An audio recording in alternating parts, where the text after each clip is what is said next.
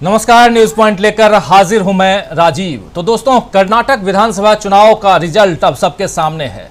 224 सीटें जो हैं वाली विधानसभा में 135 सीटें आई हैं कांग्रेस के खाते में। बीजेपी 66 सीटों पर सिमट गई, जबकि जेडीएस को 19 सीटों से जो है पर ही संतुष्ट रहना पड़ा या संतोष करना पड़ा कह सकते हैं, और अन्य के खाते में 4 सीटें गई हैं। कांग्रेस खुश है। कांग्रेस पार्टी के कार्यकर्ताओं के हौसले बुलंद हैं। भावी जीत के सपने देखने शुरू हो चुके हैं और 2024 में राहुल गांधी प्रधानमंत्री बनेंगे, ऐसे बयान भी आने लगे हैं। चुनाव दर चुनाव हारने के बाद जो निराशा कांग्रेस में छा रही थी, उस पर अब फुल स्टॉप लगता हुआ दिखाई दे रहा है।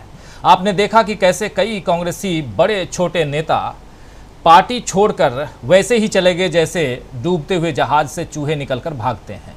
सत्ता, सुख और पद की लालसा में बहुत से नेताओं ने भाजपा के भगवा गमछे को ओढ़ लिया था, और ऐसे ही नेताओं की वजह से आज की राजनीति में विचारधारा किनारे रह जाती है और सत्ता सुख सबसे ऊपर दिखाई देता है।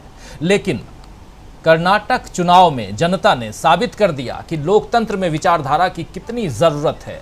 भाजपा ने करीब 2 साल से सांप्रदायिकता को आगे रखते हुए हिजाब, हलाल, अजान और बीफ पर प्रतिबंध जैसे मुद्दे गढ़ने का काम किया, और चुनाव के आखिर तक बजरंग बली की जय तक भाजपा पहुंच गई। प्रधानमंत्री नरेंद्र मोदी ने सारी मर्यादाओं को ताक पर रखते हुए लोगों से बजरंग बली की जय बोलकर वोट देने को कहा, और चुनाव आयोग को इसमें भी कुछ गलत नजर नहीं आया। अब जरा सोचिए कि अगर बजरंग बली की जय के जवाब में दूसरे धार्मिक नारों को भी उछाला जाता तो क्या होता? क्या हालात नहीं बिगड़ते? गनीमत रही कि ऐसा कुछ भी नहीं हुआ। भाजपा नेताओं की धमकियों और घुड़कियों के बावजूद कर्नाटक में माहौल शांत और सद्भावपूर्ण है। केरल स्टोरी का जवाब कर्नाटक स्टोरी के रूप में देश के सामने आ चुका है कि नफरत और झूठ का कारोबार अधिक वक्त तक नहीं चल सकता। नफरती कारोबार के शेयर पिछले 9 सालों में देश में खूब बढ़े हैं, वैसे ही जैसे अडानी के शेयर बढ़े थे। लेकिन राहुल गांधी ने इस दुकान के शटर गिराने में काफी हद तक सफलता प्राप्त कर ली है। वैसे राहुल गांधी इस जीत की भूमिका अक्टूबर 2022 में ही बांध चुके थे, या कहें तो लिख चुके थे, जब भारत जोड़ो यात्रा लेकर के राहुल गांधी कर्नाटक में पहुंचे थे और करीब 21 दिनों में 7 जिलों से होते हुए 511 किलोमीटर का सफर उन्होंने तय किया था। इन 7 जिलों की 20 सीटों में से कांग्रेस ने 15 पर जीत दर्ज की है इस बार। 20 सीटों, ये 20 सीटें वो हैं जहां से राहुल गांधी की यात्रा, भारत जोड़ो यात्रा निकली थी। 7 जिले, और इनमें से 15 सीटों पर कांग्रेस पार्टी ने जीत दर्ज की है। 20 में से बीजेपी ने महज 2 सीट हासिल की है, यानी इस पर जीत दर्ज की है, और वहीं जेडीएस, जनता दल सेकुलर के खाते में 3 सीटें गई हैं। जबकि 2018 को अगर याद कीजिए तो 2018 में इन 20 सीटों में से केवल 5 सीट पर ही कांग्रेस जीत पाई थी, यानी कि कांग्रेस के खाते में 10 सीटों का इजाफा हुआ है। 5 की जगह 15 सीटें कांग्रेस के खाते में है, और भाजपा उस वक्त जबरदस्त इजाफा ही इजाफा था, 104 सीटें थी। इसी चुनाव में भाजपा ने 15 केंद्रीय मंत्रियों को, 128 राष्ट्रीय स्तर के नेताओं को उतार दिया था। और इसके अलावा, मतलब मैं बात कर रहा हूं कर्नाटक चुनाव 2023 की, और 15 केंद्रीय मंत्री, 128 राष्ट्रीय स्तर के नेता, और इसके अलावा प्रधानमंत्री नरेंद्र मोदी और अमित शाह, ब्रांड एम्बेसडर दोनों, ये भी मैदान में ही थे। और इन दोनों के अलावा 2 इनके और फायर ब्रांड नेता उस ढंग से कहें, हिंदुत्व के पुजारी, 2 बड़े, आजकल बीजेपी के 2 बड़े हिंदुत्व के पुजारी कौन हैं? जरा याद कीजिए फटाफट। एक हैं योगी आदित्यनाथ, उत्तर प्रदेश के मुख्यमंत्री, और दूसरे हैं हिमंता विश्वा शर्मा, जो हैं असम के मुख्यमंत्री, जो पहले कभी राहुल गांधी के साथी होते थे और आजकल राहुल गांधी से इतने दुखी हैं कि राहुल गांधी अगर आह भी भरते हैं तो वो परेशान हो जाते हैं, पर दर्द वहाँ होता है। चलिए खैर, लेकिन हिमंता विश्व शर्मा का स्ट्राइक रेट अच्छा है। 11 रैलियां उनकी हुई हैं, और उसमें 5 जगह पे 11 सीटों पर रैलियां हुई, 5 सीटों पर जीत हासिल हुई है। स्ट्राइक रेट खराब प्रधानमंत्री नरेंद्र मोदी का भी है, स्ट्राइक रेट खराब अमित शाह का भी है, स्ट्राइक रेट खराब योगी आदित्यनाथ का भी है, और स्ट्राइक रेट जो खराब ऐसे भी कई इनके नेताओं के हैं, तभी तो 66 सीटें आई हैं। 66 न कहें 65 ही कहें, क्योंकि मात्र 16 सीटों से बेंगलुरु की एक सीट, ग्रेटर बेंगलुरु की एक सीट भाजपा के नाम कल रात को हुई है, और वो सीट है जहां से तेजस्वी सूर्या आते हैं। रात को अचानक तेजस्वी सूर्या साहब पहुंच गए।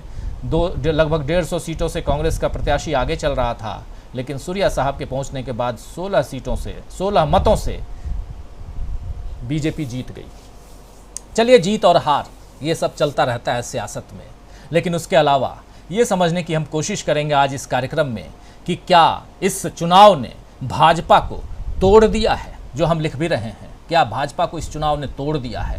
कर्नाटक के चुनाव में क्या भाजपा टूट गई है, समझेंगे। लेकिन उससे पहले इस चुनाव में एक सबसे बड़ा मुद्दा, चुनाव का टर्निंग पॉइंट कहां है, वो आपको बताना चाहता हूं। इस चुनाव का सबसे बड़ा टर्निंग पॉइंट जब प्रधानमंत्री नरेंद्र मोदी 91 गालियां गिना रहे थे, और यहीं से इस चुनाव का टर्निंग पॉइंट माना जाएगा। हमारे तमाम साथी जुड़ेंगे, उनसे भी हम इस विषय में बात करेंगे।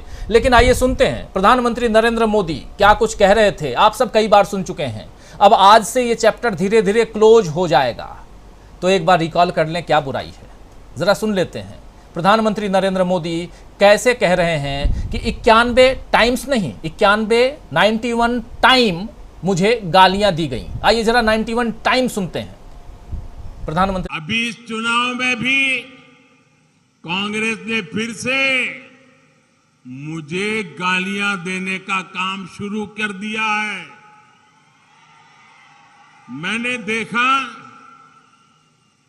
किसी ने उन गालियों की लिस्ट बनाई है, और वो गालियों की लिस्ट मुझे दी है।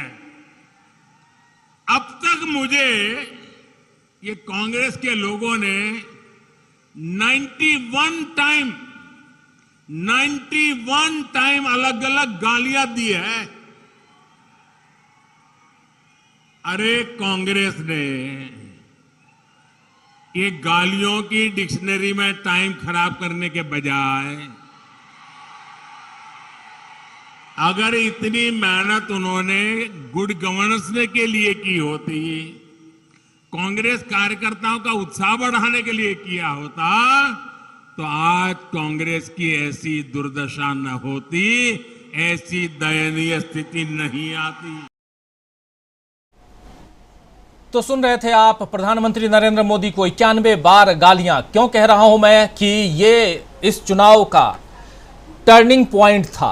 प्रधानमंत्री जब गालियां गिनाने लगे तो आप समझ लीजिए, क्या समझ लीजिए। जरा पहले आगे और थोड़ा आगे बढ़ते हैं, समझने के लिए बहुत कुछ है आज इस कार्यक्रम में। रविवार का दिन है, घूमता हुआ आईना आप सबके सामने पेश हो चुका है, थोड़ी देर में आप उसको देख लेंगे, वीकली प्रोग्राम हमारा। लेकिन उसके अलावा ये प्रोग्राम जो रोज शाम को हम करते हैं, और रविवार को जनरली नहीं होता था, नहीं करते थे, लेकिन जब से ये चुनाव सामने है तो हर दिन हम आपके सामने मौजूद रहते हैं। आज भी मौजूद हैं, और आप सबकी मौजूदगी की चाहत है। अगर देखिए तो अच्छा लगता है, और कमेंट लिखते हैं आप तो और भी अच्छा लगता है। आइए सुनते हैं कि राहुल गांधी इस पर क्या कुछ कह रहे थे।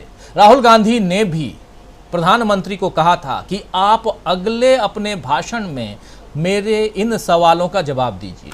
जरा सुनते हैं कि ये 91 टाइम जो कह रहे हैं प्रधानमंत्री नरेंद्र मोदी की 91 बार गालियां दी मुझे, गिन करके जो गालियां वो बता रहे हैं, तो उस पर राहुल गांधी ने क्या कुछ कहा था।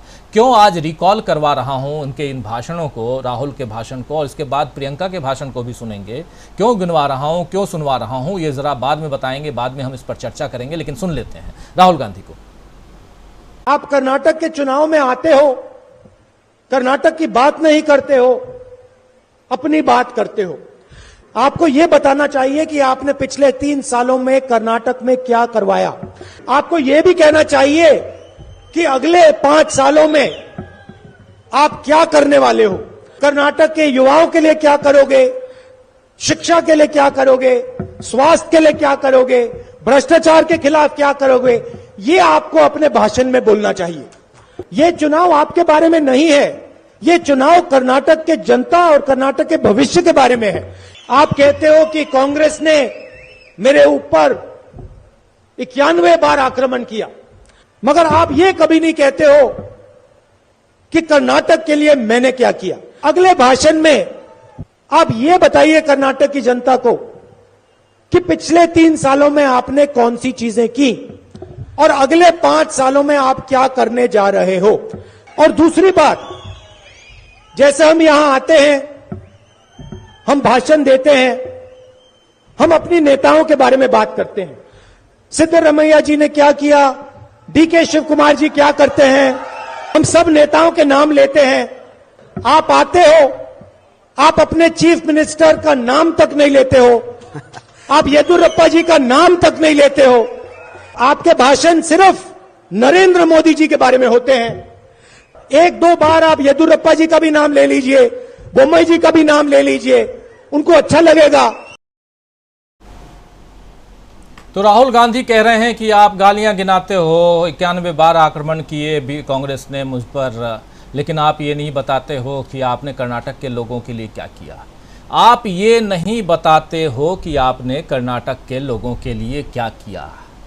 सवाल यहीं से उठता है दोस्तों, यहीं से राहुल गांधी ने इस चुनाव को पिक कर लिया अपने झोले में, यानी अपनी झोली में। यहीं से राहुल गांधी ने इस चुनाव को डालना शुरू कर दिया था और ये चुनाव राहुल बनाम मोदी हो चला था। और राहुल बनाम मोदी बनाने में एक बड़ा रोल राहुल गांधी की बहन और कांग्रेस की महासचिव प्रियंका गांधी का भी था। प्रियंका गांधी ने भी जोरदार हमला बोला था प्रधानमंत्री नरेंद्र मोदी पर। जरा उसको भी रिकॉल करते हैं, चर्चा आगे बढ़ाएंगे, समझेंगे किसका कितना स्ट्राइक रेट है, ये भी समझेंगे। और ये भी समझेंगे कि भारत जोड़ो यात्रा से क्यों हैरान परेशान है बीजेपी और कैसे टूट चुकी है बीजेपी कर्नाटक चुनाव के बाद, ये भी समझेंगे। पहले सुनते हैं प्रियंका गांधी को। मैंने पहला ऐसा प्रधानमंत्री देखा है बहनों और भाइयों, पहला देखा है जो आपके सामने आकर रोता है कि मुझे गाली लग रही है, मुझे गाली दे रहे हैं। आपके दुख सुनने के बजाय अपना दुखड़ा आपको सुनाते हैं। और किसी ने उनके ऑफिस में बैठकर एक लिस्ट बनाई है। अरे आपके दुखों की लिस्ट नहीं है वो आपकी समस्याओं की लिस्ट नहीं है। वो ये लिस्ट नहीं है कि किसानों की क्या समस्या है, हमें क्या करना।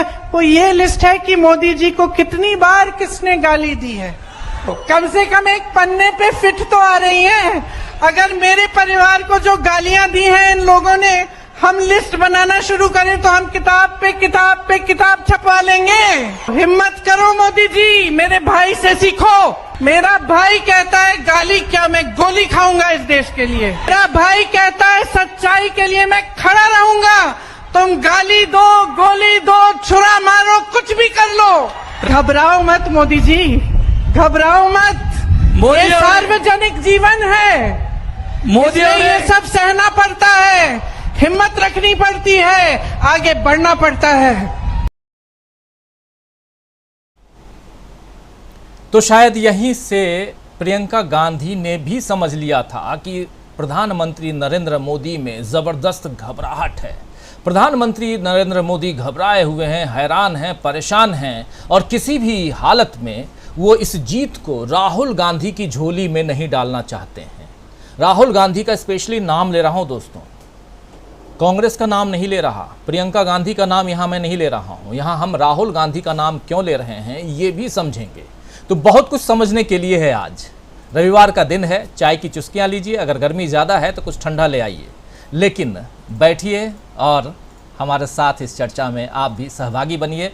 आप कमेंट बॉक्स में कमेंट कीजिए और हमारे साथ तमाम वरिष्ठ साथी भी आज मौजूद हैं, उन सबसे भी आपका परिचय करवाता हूं। आगे बढ़ते हैं। हमारे साथ इस वक्त 5 वरिष्ठ साथी जुड़े हुए हैं। आप देखिए, मीनू जैन जी हमारे साथ जुड़ी हुई हैं। मीनू जी आपका स्वागत करता हूं। हमारे साथ प्रेम कुमार जी जुड़े हुए हैं। प्रेम कुमार जी आपका स्वागत है। हमारे साथ इधर स्टूडियो में हमारे साथ हैं और एक लंबे अंतराल के बाद पुष्परंजन जी, वरिष्ठ पत्रकार। पुष्परंजन जी आपका स्वागत है। और 2 हमारे और वरिष्ठ साथी, डॉक्टर दीपक पाचपोर जी सीधे छत्तीसगढ़ से हमारे साथ जुड़े हुए हैं। दीपक पाचपोर जी आपका स्वागत। और इधर दिल्ली से हमारे साथ जुड़े हुए हैं अमरेंदु उपाध्याय जी, आपका भी स्वागत। आप पांचों का स्वागत करता हूं इस कार्यक्रम में।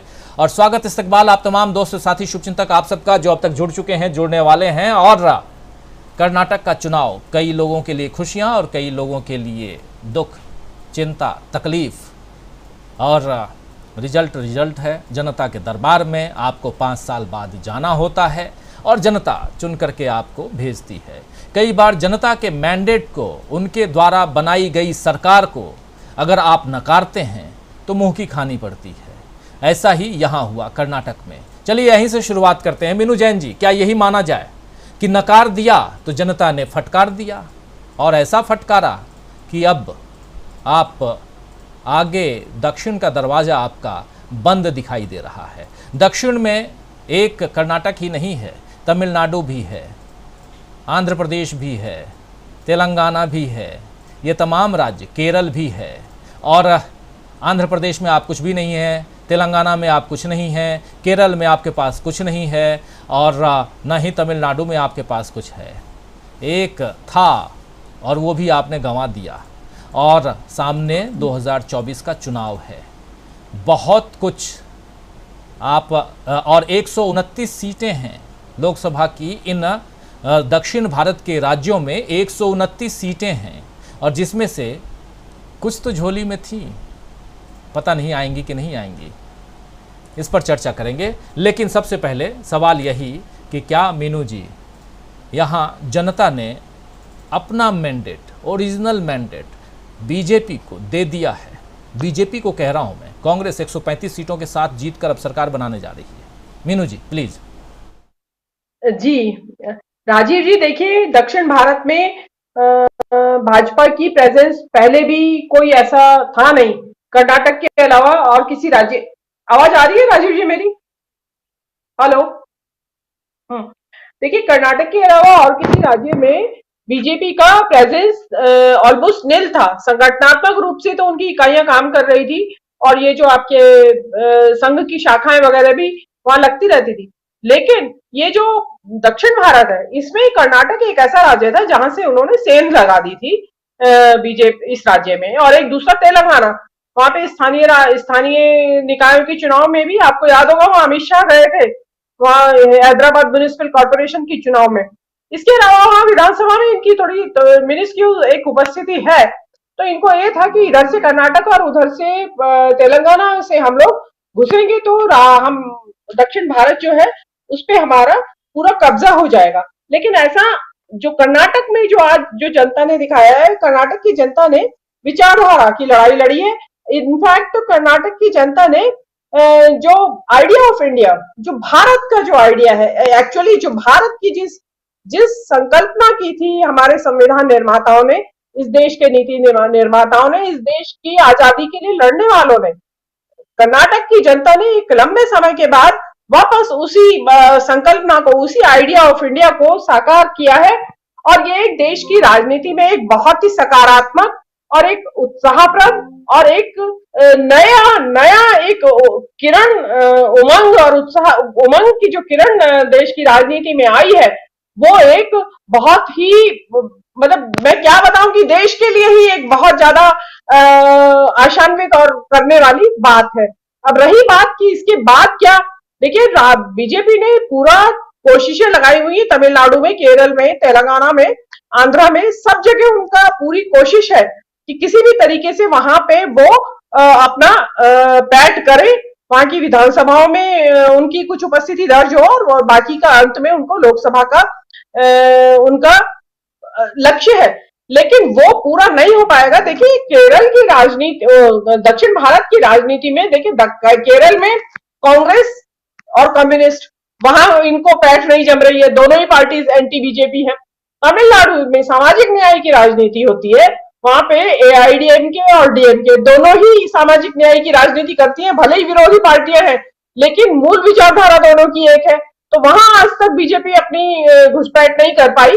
ऐसे ही आंध्र प्रदेश में रहा, ऐसे ही कर्नाटक में भी था, लेकिन कर्नाटक में अल्टीमेटली वो लोग घुसपैठ करने में कामयाब रहे क्योंकि परसिस्टेंस, वहां से पहले से भी वहां पे उनकी आरएसएस की उपस्थिति थी, अच्छी खासी तादाद थी, मौजूद थी, मजबूत उपस्थिति थी और उसका फायदा उठाया बीजेपी ने। और मोदी के राज में तो बहुत ही ज्यादा परसिस्टेंट और पूरे रिसोर्सेज झोंक दिए थे उन्होंने। लेकिन ये जो कर्नाटक ने जो दिया है उन्होंने मुंह तोड़ जवाब दिया है कि देखिए, हिंदुत्व की राजनीति बहुत हो गई, बहुत देख लिया। हिंदुत्व का मतलब इस देश के सामाजिक ताने बाने को तोड़ना नहीं है, हम वो नहीं होने देंगे। हिंदुत्व का मतलब टकराववादी संघवाद नहीं है। यह देश राज्यों का एक समूह है जो कि कॉन्स्टिट्यूशन के अंदर लिखा हुआ है, तो वो हम उसको बर्बाद नहीं होने देंगे। ये कोऑपरेटिव फेडरलिज्म से ही चलेगा देश। ये नंदिनी के मुद्दे से उन्होंने सामने बताया है कि हम आप नंदिनी को नहीं जाने देंगे। आपने देखा भी होगा, आज कांग्रेस ने बड़े इंटरेस्टिंग एक वीडियो है राजीव जी, अगर आपकी टीम निकाल सके तो, कांग्रेस के पार्टी कार्यालय में वहां जीत के बाद थोड़ा समारोह टाइप हो रहा है, तो उसमें नंदिनी की ही मिठाई बांटी जा रही है। बाकायदा सुरजेवाला उसका अनाउंसमेंट कर रहे हैं कि नंदिनी के बगैर हमारा जश्न अधूरा है। और definitely Nandini was the trigger point जहां से वो शुरू हुआ। और देखिए, सबसे बड़ी बात इसमें जो आपने अपने इंट्रो में भी कही कि भारत जोड़ो यात्रा, भारत जोड़ो का जो मेन मैसेज था, मेन थीम थी, इनफैक्ट तो वो प्रिवेल हुई है कर्नाटक के इस इलेक्शन में। जो नफरत के ऊपर मोहब्बत की राजनीति की बात थी, उसको हाथों हाथ लिया कर्नाटक की जनता ने और उसको वोट में तब्दील करके उस राजनीतिक दल को सत्ता में बैठाया जो मोहब्बत की राजनीति करती है, जो खोया हुआ भाईचारा वापस लाने की राजनीति करती है। और देखिए, उसमें आपने ये नोट भी किया होगा कि कांग्रेस का वोट परसेंटेज भी 7% बढ़ा है। तो मतलब कर्नाटक की जनता ने ना केवल वोट दिया बल्कि भर भर के वोट दिया। तो उसके लिए कर्नाटक की जनता का भी धन्यवाद कि उन्होंने आइडिया ऑफ इंडिया को बचा लिया। जी राजीव जी, इतना ही कहूंगी मैं, थोड़ा लाइट का प्रॉब्लम है तो कोई बात नहीं मीनू जी, बहुत सारी बातें हम और भी आगे भी करेंगे। और मैं समझ रहा हूँ लाइट का प्रॉब्लम आपके यहाँ दिखाई दे रहा है, और लेकिन आपकी आवाज़ बुलंद है। और समझना चाहता हूँ इस प्रोग्राम के ज़रिए टर्निंग पॉइंट कर्नाटका के इलेक्शन का क्या था। एक टर्निंग पॉइंट हम आपके सामने रख रहे थे, इसके अलावा ये चुनाव जो है कैसे आगे जैसे जैसे बढ़ता गया वैसे वैसे बीजेपी की कमर को तोड़ता गया। ये चुनाव कैसे हैरान परेशान प्रधानमंत्री नरेंद्र मोदी किसी भी हाल में इस चुनाव को अपने खाते में लेना चाहते थे, अपनी झोली में डालना चाहते थे, लेकिन वो प्रयास असफल रहा। उनकी कोशिश जो है वो सफल नहीं हो पाई। क्यों ऐसा हुआ ये समझने की कोशिश कर रहे हैं, और इसका आने वाले चुनाव पर क्या असर पड़ने वाला है ये हम समझने की कोशिश करते हैं। आइए ज़रा आना चाहता हूँ सीधा प्रेम कुमार जी आपके पास। प्रेम कुमार जी, आप पहले से इस चुनाव को लेकर के आश्वस्त थे, आप पहले से ये कह रहे थे, भरोसा आपको पूरा था कि कांग्रेस जीत रही है। सीटें ऊपर नीचे आगे पीछे वो होती रहती हैं, वो बात अलग है, लेकिन सीधा जितने भी हमारे साथ पैनलिस्ट साथी बैठते थे उनमें से एक आप भी थे जो कांग्रेस की जीत यहाँ कर्नाटक में देख रहे थे। लेकिन अब हम कांग्रेस की जीत या बीजेपी की हार से बाहर निकल करके देश की सियासी तस्वीर को देखने की कोशिश कर रहे हैं, और उसमें चीड़ फाड़ करने की कोशिश कर रहे हैं, ऑपरेशन करने की कोशिश कर रहे हैं। जैसे ऑपरेशन लोटस हुआ था, वैसे ही ऑपरेशन या कहें तो कर्नाटका स्टोरी समझने की कोशिश कर रहे हैं। केरला स्टोरी को तो खूब भुनाने की कोशिश हुई, लेकिन ज़रा कर्नाटका स्टोरी समझें हम, और आपके ज़रिए समझना चाहते हैं कि टर्निंग पॉइंट आपके नज़रिए से क्या था इस चुनाव का, और कहां प्रधानमंत्री नरेंद्र मोदी बैकफुट पर आते हुए दिखाई दिए आपके नज़र से। अनम्यूट कर लीजिए प्लीज। जी शुक्रिया राजीव जी। देखिए, हम लोग जब टर्निंग पॉइंट एक मिनट रोकना चाहूंगा। हमारे साथ प्रशांत टंडन जी जुड़े हुए हैं। प्रशांत टंडन जी, आपका स्वागत करता हूं। माफ़ी चाहूंगा, मैं ज़रा बहता चला गया, आपको इंट्रोड्यूस नहीं कराया, माफ़ी चाहता हूँ जी। मैं कह रहा हूँ, जब टर्निंग पॉइंट्स हम लोग बोलते हैं तो अमूमन आखिरी पारी को ही ध्यान में रखते हैं और वहीं पर टर्निंग पॉइंट्स देखते हैं। लेकिन टर्निंग पॉइंट्स को आप दो हिस्सों में देखिए, या थोड़ा केमिस्ट्री फिजिक्स की भाषा में बोलें तो मेल्टिंग पॉइंट और बॉइलिंग पॉइंट के रूप में भी देखिए, तो बातें समझ में आएंगी। देखिए, एक बात जो राहुल गांधी जी ने जीत के बाद कही कि नफरत के बाजार में हमने मोहब्बत की दुकान खोल दी, तो ये एक लाइन ऐसी लाइन है जो पूरे चुनाव नतीजे का कारण जो है, ये नतीजा क्यों आया उसको बयां करता है। तो ये हो गया समझिए कि पहली पारी वाला खेल, जिसमें कि स्कोरिंग की जाती है, जिसमें कि बॉइलिंग पॉइंट खोजा जाता है। इसी दौरान जब चुनाव प्रचार हुए तो चुनाव प्रचार के दौरान जैसे नंदिनी का मुद्दा आया कि नंदिनी का आज खुशियां भी नंदिनी की मिठाई से बांटी जा रही है, ये भी एक महत्वपूर्ण पॉइंट है, इसको भी हम उसी बॉइलिंग पॉइंट में शामिल करेंगे। अब कुछ क्या है कि क्रिकेट मैच होता है जैसे, तो शॉट्स लगते हैं, गलत शॉट्स लगते हैं, तो हम क्या करते हैं कि दर्शनीय कैच ले लेते हैं और फिर वो टर्निंग पॉइंट्स बनाते हैं। ऐसा भी क्रिकेट में होता है। तो देखिए, नरेंद्र मोदी जी तो हमेशा से गलतियां, वो तो घर में न कोई घुसा है न घुसा हुआ है, इससे भी तो बड़ी कोई गलती हो नहीं सकती। लेकिन इसको कैच जो करना होता है, दर्शनीय कैच नहीं हुआ इंडियन पूरे राजनीति में।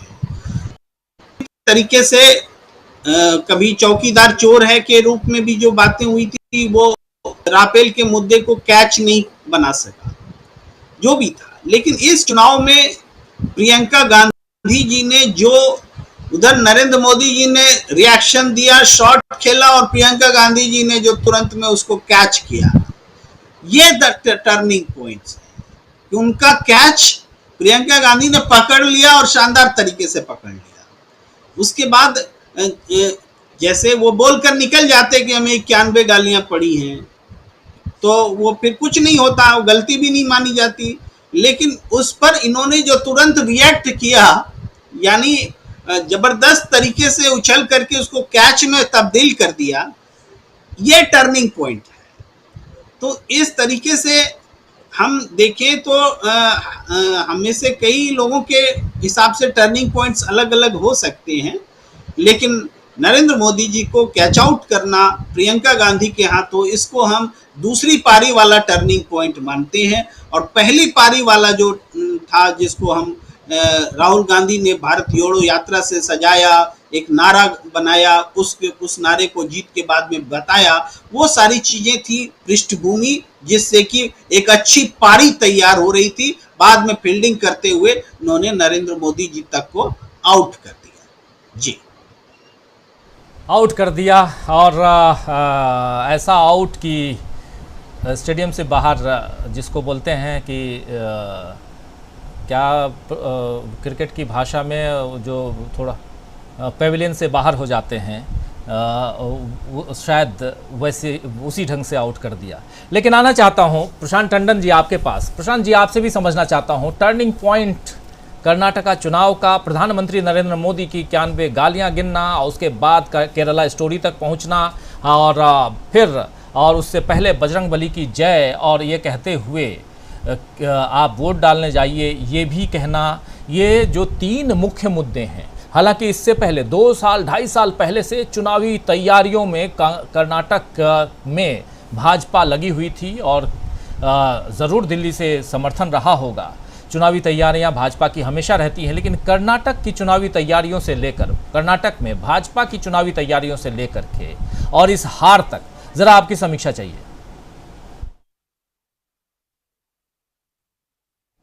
अनम्यूट कर लीजिए प्लीज, अनम्यूट। कुछ आंकड़े रख लेते हैं ताकि उसको समझने में आसानी। तो मोदी साहब ने कोई 17 सीटों पर चुनाव की, 17 असेंबली सीट्स में, और उन 17 असेंबली सीट्स का जो स्कोर है वो है कि जहां पे नरेंद्र मोदी ने 17 जगह रैलियां की, वहां पे 15 जगह जेडीएस और कांग्रेस जीत के आई है। तो सिर्फ 2 सीटें जो है वो बीजेपी को मिली हैं, जिसमें 13 कांग्रेस, यानी जिन 17 असेंबली सेगमेंट्स में प्रधानमंत्री ने रैलियां की, उनमें 15 जगह कांग्रेस जीती है, 13 जगह सॉरी, और 2 जगह जेडीएस जीती। एक तो ये प्रधानमंत्री का रिपोर्ट कार्ड है। थोड़ा और डिटेल में जाते हैं, जहां वो गालियों के जिक्र कर रहे हैं आप, वो गालियों का जिक्र प्रधानमंत्री ने बीदर डिस्ट्रिक्ट में किया था कि मुझे 91 बार गालियां दी गई। तो बीदर में राजीव जी 8 सीटें हैं। उन 8 सीटों में 5 में कांग्रेस जीती है और 1 में जनता दल एस और 2 बीजेपी। एक और स्टार प्रचारक बुलडोजर वाले भाई साहब, उनका भी जरा हिसाब किताब देख लेते हैं हम। उन्होंने रैली की, धुआंधार रैली की और बताया कि उत्तर प्रदेश में क्या लॉ एंड ऑर्डर है और गुंडा राज हमने खत्म कर दिया है। उन्होंने मांड्या जिले में रैली की और पूरा हिंदुत्व का वो तो लेके जाते हैं पैकेज, बुलडोजर वगैरह। तो मांड्या जिले में 8 विधानसभाएं राजीव जी, जिसमें बीजेपी का जो स्कोर कार्ड है वो है 0, खाता भी नहीं खुला वहां पे। और कांग्रेस ने उन 8 में 6 सीटें जीती हैं, एक जनता दल एस ने और एक क्षेत्रीय पार्टी एसकेपी ने, सर्वोदय कर्नाटका पक्षा ने। अब एक और मजेदार बात सुन लीजिए, 13 मंत्री चुनाव हारे हैं, मैं सबके, लेकिन एक मंत्री बीसी नागेश जी का नाम जरूर लेना चाहता हूं। ये हिजाब बैन वाले मंत्री हैं और ये 17,000 वोट से चुनाव हार गए।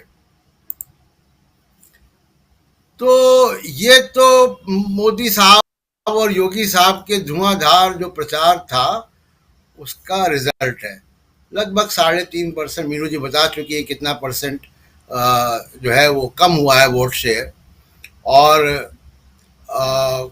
हिस्टोरिक लो तो नहीं है, लेकिन काफ़ी कम बीजेपी का जो जीत का जो रहा है वो बहुत कम है, बुरी तरह, जिसको कहते हैं अंग्रेजी में रिसाउंडिंग डिफीट, मतलब जो ऐसी हार जो बहुत कई दूर दूर तक देखी सुनी जा सके। तो ऐसी हार का कारण क्या है?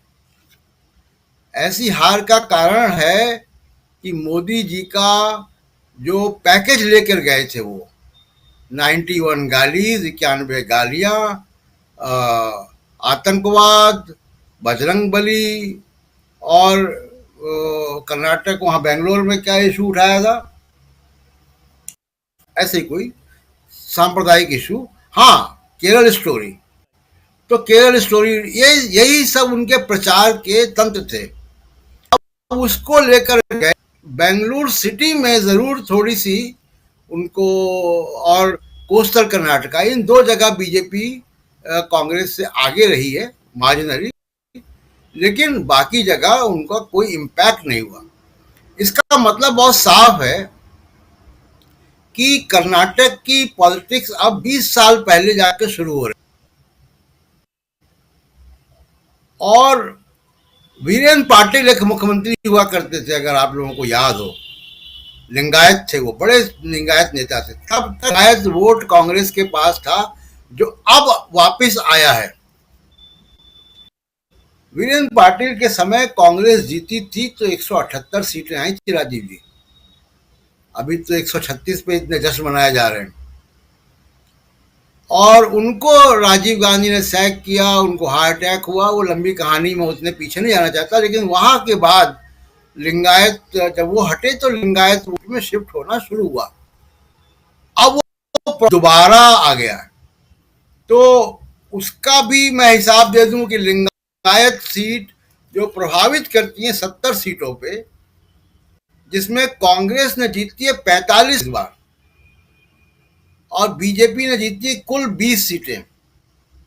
और जब बीजेपी के साथ लिंगायत थे तो बीजेपी को 2018 में 38 सीटें आई थी। एक बार फिर बता दूं कि इस बार लिंगायत प्रभावित 70 सीटों में कांग्रेस के पास 45 लोग जीत कर आए हैं, 45 सीटें जीत कर आई हैं। तो ये तो इनकी लोकप्रियता का हिसाब किताब है। तो मैं इसलिए कह रहा हूं कि अब कर्नाटक का जो चेस बोर्ड है वो पूरा नए सिरे से चला जाएगा और ये 2024 तक ये रुकेगा, ये जो ट्रेंड है। क्योंकि ये जब कोई स्विंग सीट इधर उधर चली जाए तो एक समय होता है कि भाई दूसरे इलेक्शन में करेक्शन आ जाता है, लेकिन जब सामाजिक परिवर्तन होता है जब आप समाज के साथ जाते हैं, बिदर में क्यों हुआ ये? क्योंकि उन्होंने मल्लिकार्जुन खड़गे को टारगेट बनाया, पनिश किया उनको कि हमारे राज्य के और एक दलित नेता को आप ह्यूमिलिएट कर रहे हो, आप उसकी बेइज्जती कर रहे हो। वहां लोगों ने पनिश किया। तो इसलिए आप देखिए कि बिदर में 8 सीटों में सिर्फ दो सीटें ही कांग्रेस के पास बीजेपी को मिली, जहां प्रधानमंत्री ने रैलियां की। जहां प्रधानमंत्री ने रैलियां की, इक्का दुक्का जगहों को छोड़कर, मैंने आंकड़े आपको दे दिए कि कितनी जगह उनकी रैलियां फ्लॉप रही या कोई असेंबली वो कोई जीत नहीं हासिल कर पाई। तो अब बीजेपी के पास समस्या क्या है कि एकमात्र जो उनके पास हथियार है, हिंदू मुसलमान कार्ड, अगर वो नहीं चलेगा तो फिर बीजेपी के सामने बड़ी मुश्किल है। बीजेपी ने कभी भी इतिहास में आज तक बीजेपी ने जब भी हिंदू मुसलमान कार्ड के चुनाव लड़ा है, बीजेपी चुनाव हार गई है।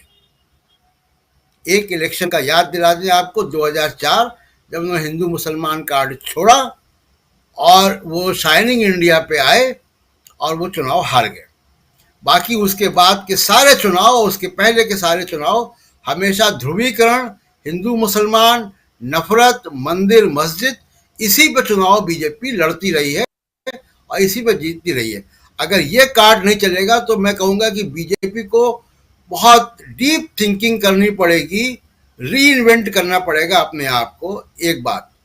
दूसरी बात कि अब वो इतनी गंभीर बात है राजीव जी कि मतलब कोई इंडियन ऑयल से कहते हैं कि भाई कल से आप पेट्रोल नहीं बेचोगे, कल से बिस्कुट बेचोगे आप, तो इंडियन ऑयल का मैनेजमेंट क्या करेगा? उसके सामने जो क्राइसिस होगी वो एग्जिस्टेंशियल क्राइसिस होगी, अस्तित्व की क्राइसिस होगी। तो ये उतनी बड़ी क्राइसिस है बीजेपी के सामने, एग्जिस्टेंशियल क्राइसिस है। और दूसरी बात ये है राजीव जी कि मुझे हंसी आ रही जो उदाहरण मैंने दिया, लेकिन खैर इंडियन ऑयल से माफ़ी के साथ। दूसरी बात की देखिए बीजेपी ने क्या किया है राजीव जी कि पहले भी इस बात की मैं चर्चा कर चुका हूं कि जो तिकड़ी थी वाजपेयी, जोशी और अटल की, अडवाणी वाजपेयी जोशी की जो तिकड़ी थी, इस तिकड़ी ने बहुत मजबूत सेकेंड लाइन बनाई थी। अटल बिहारी वाजपेयी, मुरली मनोहर जोशी और लाल कृष्ण आडवाणी जो फाउंडिंग मेंबर थे तीन, उन्होंने बहुत पावरफुल सेकेंड लाइन बनाई थी। नरेंद्र मोदी तो उसकी उस सेकेंड लाइन में भी नहीं थे, ये तो थर्ड लाइन में थे। सेकेंड लाइन में अरुण जेटली थे, सेकेंड लाइन में राजनाथ सिंह थे, सेकेंड लाइन में सुषमा स्वराज थी, तमाम सारे नेता हम आप जानते हैं, वेंकैया नायडू थे, तमाम लोग थे। साउथ के अनंत कुमार थे, कर्नाटक, जिन्होंने कर्नाटक में बीजेपी को एस्टैब्लिश किया, वो थे। नरेंद्र मोदी ने क्या किया कि ऊपर चढ़ने के बाद सीढ़ी काट दी। अब ऊपर कोई नहीं चढ़ सकता। अब कोई बीजेपी में नरेंद्र मोदी और अमित शाह के बाद नंबर 1 से नंबर 10 तक कोई नहीं है। तो ये बड़ा वैक्यूम क्रिएट होगा आगे आने वाले वक्त के लिए। और इसको मैं 1 मिनट में अपनी बात खत्म कीजिए। आप तुलना कीजिए बाकी पार्टियों से। आरजेडी में दूसरी पीढ़ी आ चुकी है, यंग लीडरशिप। लालू यादव कमजोर हैं, बीमार हैं, तो संभाल लिया, डिप्टी चीफ मिनिस्टर हैं। मुलायम सिंह नहीं रहे दुनिया में, तो अखिलेश यादव चीफ मिनिस्टर ही बन चुके हैं और सेकंड पीढ़ी आ गई है। ममता बनर्जी की सेकंड पीढ़ी आ गई है, डीएमके की दूसरी पीढ़ी शासन कर रही है, बाल ठाकरे की दूसरी पीढ़ी मुख्यमंत्री रह चुकी है। और ये सारे लोग, जयंत चौधरी, इसको भी गिनिए आप, ये सारे लोग अगले 20 साल तक पॉलिटिक्स में रेलिवेंट रहने वाले हैं। इनकी उम्र भी देखिए, अगर आप राहुल गांधी को भी इसमें शामिल कर लीजिए, तो अगले 20 साल तक ये लोग रेलिवेंट रहने वाले हैं। बीजेपी में इस लेवल का कोई नहीं है। किसको खड़ा करेंगे? तेजस्वी सूर्या को आप इनके साथ खड़ा करेंगे? सिंधिया जी को खड़ा करेंगे? किसको खड़ा करेंगे आप? तो ये बड़ी क्राइसिस बीजेपी के सामने है कि इनके पास ना नंबर 2 है और ना इनके पास अभी ये टेस्ट करना। एक और चुनाव अगर इसी मुद्दे पर ये हार गए तो इनके पास से फिर बिस्कुट बनाना पड़ेगा पेट्रोल की जगह इंडियन ऑयल की तरह। दूसरी पीढ़ी की बात और उससे पहले कर्नाटक चुनाव का टर्निंग पॉइंट और उसमें प्रधानमंत्री नरेंद्र मोदी का स्ट्राइक रेट और उसके अलावा योगी आदित्यनाथ, हिमंता बिस्वा शर्मा, अमित शाह, स्मृति ईरानी, 12 केंद्रीय मंत्री और कई राज्यों के मुख्यमंत्री, बीजेपी शासित राज्यों के 128 से ज़्यादा राष्ट्रीय स्तर के नेता सब लगे हुए थे कर्नाटक चुनाव में। लेकिन केरला स्टोरी से ऊपर कर्नाटका स्टोरी अब रात को शायद डराती भी होगी, रुलाती भी होगी। आना चाहता हूं, इधर हमारे साथ स्टूडियो में मौजूद हैं हमारे साथी पुष्परंजन जी। पुष्परंजन जी, बहुत नज़दीक से आप भी इस चुनाव को कवर कर रहे थे, देख रहे थे। आपसे भी समझना चाहता हूं कि क्या कुछ किस नज़रिए से, और सबसे बड़ी बात कि यहाँ से बीजेपी को किस दिशा में आप जाते हुए देख रहे हैं। क्या कर्नाटक में और इस रिजल्ट ने बीजेपी को तोड़ दिया है?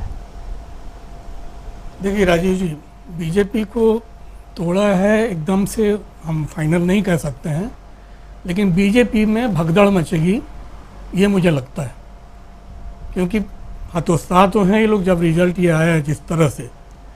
लेकिन इन लोगों को इसका अंदाज़ा नहीं था कि चुनाव में मिसफायर भी हो सकता है। चुनाव में नमाज पढ़ने का जो शोषा छोड़ा था स्मृति ईरानी ने, वो बैकफायर कर सकता है, ये नहीं सोचा था उन्होंने। चुनाव में जो विक्टिम कार्ड मोदी जी ने खेला था, ये पहला विक्टिम कार्ड नहीं था कि देखिए जी 91 गालियाँ हम सुन चुके हैं। गुजरात के चुनाव को याद कीजिए, वो जब कच्छ के इलाके में थे तो उन्होंने कहा था देखो भाइयों, आपके ही बेटे को गधेड़ा कहा गया है। तो विक्टिम कार्ड था वो भी। विक्टिम कार्ड वहाँ तो सफल हो गया, इनको आदत पड़ गई थी विक्टिम कार्ड खोलने की।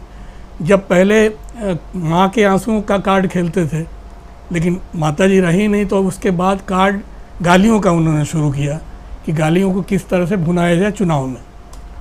लेकिन ये कार्ड भी इसलिए सफल नहीं रहा कि उन्होंने ज़मीन को समझने की चेष्टा नहीं की। ज़मीन को देखिए, मैं थोड़ा सा संदर्भ को जोड़ रहा हूँ अमेरिकी चुनाव से। 1991 के आसपास गल्फ वार हुआ था। उस समय उस युद्ध को भुनाने की चेष्टा अमेरिकी चुनाव में की गई थी। जॉर्ज बुश ने चुनाव में उस युद्ध को राष्ट्रवाद से जोड़ दिया था, अमेरिकी राष्ट्रवाद से। खूब ढिढोरा पीटा गया, और जब चुनाव हारने का वक्त जब परिणाम आया तो उस समय उन जो बिल क्लिंटन के जो वहाँ पर रणनीतिकार थे, उन्होंने बड़ा इम्पोर्टेंट एक शब्द का इस्तेमाल किया था। जेम्स कार्विल की मैं बात कर रहा हूँ, इकोनॉमिस्ट थे, पत्रकार भी रहे थे वो। तो उन्होंने उस समय एक शब्द का इस्तेमाल किया, इट्स इकोनॉमिक्स स्टूपिड, कि मूर्ख, बकलोल। ये अर्थशास्त्र था जिसे आप लोग समझे नहीं कि ज़मीन पे लोग इलाज के बगैर इंश्योरेंस का आपने इतना रेट बढ़ा दिया अमेरिका में, और चीज़ों को इतना महंगा कर दिया कि लोगों की रीच से बाहर हो चुका था। इसलिए लोगों ने आपको सज़ा दी, आपका राष्ट्रवाद नहीं चला यहाँ पर। ठीक वही हुआ है। मोदी जी ने अपने ये इस पीरियड में, जो बम्बई वाले पीरियड में हुआ, ये कि अन्य भाग स्कीम चल रही थी, उसमें 7 किलो अनाज कर्नाटक के लोगों को, गरीब लोगों को दिया जा रहा था। उसे घटा के उन्होंने 4 किलो कर दिया। अब आप सोच रहे हैं कि लोग आपके राष्ट्रवाद को, हिंदू मुसलमान को, गरीब को रोटी चाहिए, तो आप रोटी आप उसका छीन चुके थे ऑलरेडी। आप राष्ट्रवाद चल रहे थे, और कई सारी चीज़ें, अब अमूल आप लाना चाहते थे, महंगा दूध आप बेचना चाह रहे थे। ये सब चीज़ एक के बाद एक करके, क्योंकि लोगों को लगा था कि 4 किलो तो हमारा चावल कर दिया, और 40% आपने अपना घूस का रेट बढ़ा दिया।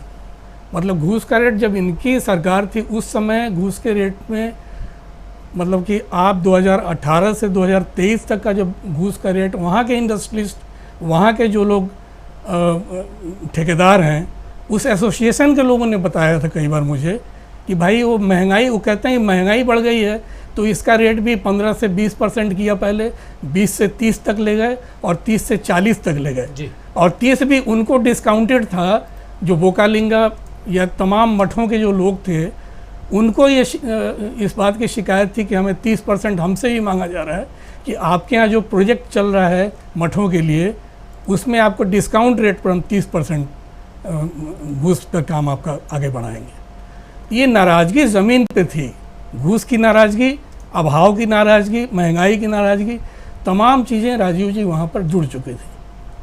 अभी ये लोग मोदी जी को अगले महीने 22 तारीख को वाइट हाउस में डिनर पे बैठना है। अब इनका असेसमेंट अमेरिकन्स भी कर रहे हैं अच्छे से, सारी एम्बेसीज की निगाहें थी वहाँ पर। और इंटरेस्टिंग ये था कि ये लोग अमेरिका का एक मतलब बार बार ही दबाव बना रहे थे। पिछले महीने भी विदेश मंत्री एस जयशंकर ने कहा था कि बंगलुरु में हम यूएस का कंसुलेट खुलवाएंगे। मतलब देश के 4 शहरों में कंसुलेट है, मुंबई में है, कोलकाता में है, चेन्नई में है, लेकिन ये चाह रहे थे कि बेंगलुरु में भी खुल जाए जी।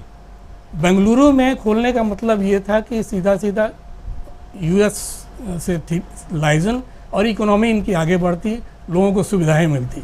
अब मुझे शक है कि ये चीज़ को आगे बढ़ाएंगे, मोदी जी जाएंगे वहाँ पर, बाकी चीज़ें पुश करेंगे ये लोग, लेकिन बेंगलुरु में पता नहीं क्या होगा। मतलब कि वहाँ कॉन्सुलेट खुलेगा नहीं खुलेगा, पासपोर्ट कलेक्शन सेंटर है वहाँ पर, आप वहाँ से वीज़ा के लिए चेन्नई ऑफिस देखता है।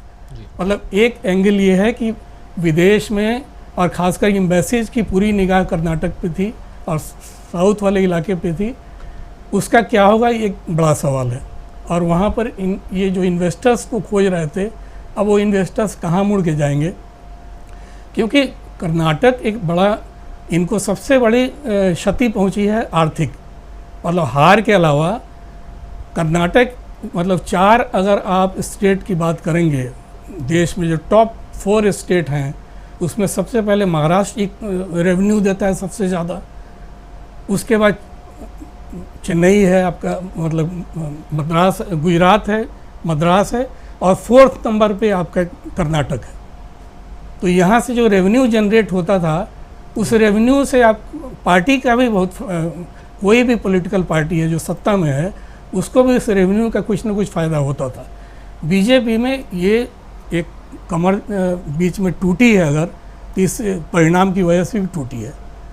अब एक सवाल आपसे राजीव जी, चूँकि आमतौर पे हम लोग एंकर से सवाल नहीं पूछते हैं, लेकिन एक बात मैं बीच में चाह रहा हूँ कि थोड़ी जिज्ञासा मेरी थी, थ्रू आउट आपका कार्यक्रम में देख रहा था, जब आप फील्ड में थे तब भी, और यहाँ भी जब स्टूडियो में आप लोग आए तब भी। आपने यूपी चुनाव को भी कवर किया, यूपी फील्ड में थे आप, और जब आप यहाँ पर आए तो आप उन दिनों, मुझे ध्यान है आखिरी दिन जब रिज़ल्ट आ रहा था, तो काफ़ी निराश भी थे कि जो चीज़ें आपने वहाँ उत्तर प्रदेश की ज़मीन पे देखी थी, वो चीज़ जो असेसमेंट आपने किया था, जो रिपोर्ट आप वहाँ से देते रहे लगातार, उस पे असेसमेंट खरा नहीं उतरा था। लेकिन आप कर्नाटक की ज़मीन पे थे, कर्नाटक अहिंदी भाषी क्षेत्र, आप उत्तर प्रदेश में थे तो हिंदी भाषी क्षेत्र था। आप एक अहिंदी भाषी क्षेत्र में गांव देहात में भी गए, मेट्रो शहरों में बेंगलुरु भी गए, मैसूरू भी थे, और गांव के ज़मीन को भी आपने तलाशा, बेंगलुरु को भी देखा। ऐसा क्या देखा कि आपका असेसमेंट वहाँ सही हो गया, उत्तर प्रदेश में नहीं हो पाया था? जी राजीव जी, आप बताएं हमें। हम सब बहुत मुश्किल सवाल कर रहे हैं आप। उत्तर प्रदेश अपने आप में ऐसा उलझा हुआ प्रदेश है। उत्तर प्रदेश को सियासी तौर पर उलझा प्रदेश कहें तो कम शायद कम होगा, क्योंकि उत्तर प्रदेश में जो हम देखें 7 राज्यों 7 फेज़ में, आपको याद होगा, चुनाव करवाए गए थे उत्तर प्रदेश के चुनाव के समय में, और पश्चिमी उत्तर प्रदेश में जो कुछ दिख रहा था उससे उलट बिल्कुल हुआ, रिजल्ट में कुछ और आया। शायद विपक्षी दल उतने मुस्तैद नहीं थे, उतने चुस्त नहीं थे जिस चुस्ती के साथ उनको, या जो मुख्य प्रतिद्वंदी सपा समाजवादी पार्टी जिस प्रकार वहाँ चुनाव लड़ रही थी, वो पहले से आश्वस्त थी, इतनी उम्मीद के साथ थी कि उसको चुनाव में जीत मिल रही है, शायद ये कहें। और यहीं पर गलती थी समाजवादी पार्टी के लिए कि आज वो विपक्ष में है, और यहीं पर हमारी गलती थी कि हम लोगों ने ये उम्मीद कर रखी थी कि जनता जो कह रही है वही सच है। लेकिन अगर आप आखिरी समय, हाँ, किसान आंदोलन भी था, दोनों चीज़ को बहुत सही आप सवाल कर रहे हैं। अगर उत्तर प्रदेश में क्यों हमारा असेसमेंट थोड़ा सा मिस कर गया, मिसफायर हो गया और यहाँ क्यों सटीक बैठा, तो ये एक है कि आप आखिरी समय तक चुनाव के दौरान या किसी भी युद्ध में आखिरी समय तक अगर आप नहीं लड़ते हैं तो कहीं ना कहीं आप मात खाने के लिए तैयार रहिए। उत्तर प्रदेश में समाजवादी पार्टी नंबर 2, यानी कि फाइट आप याद कीजिए कि उस समय फाइट दो लोगों के बीच थी, दो दलों के बीच थी, भाजपा और समाजवादी पार्टी।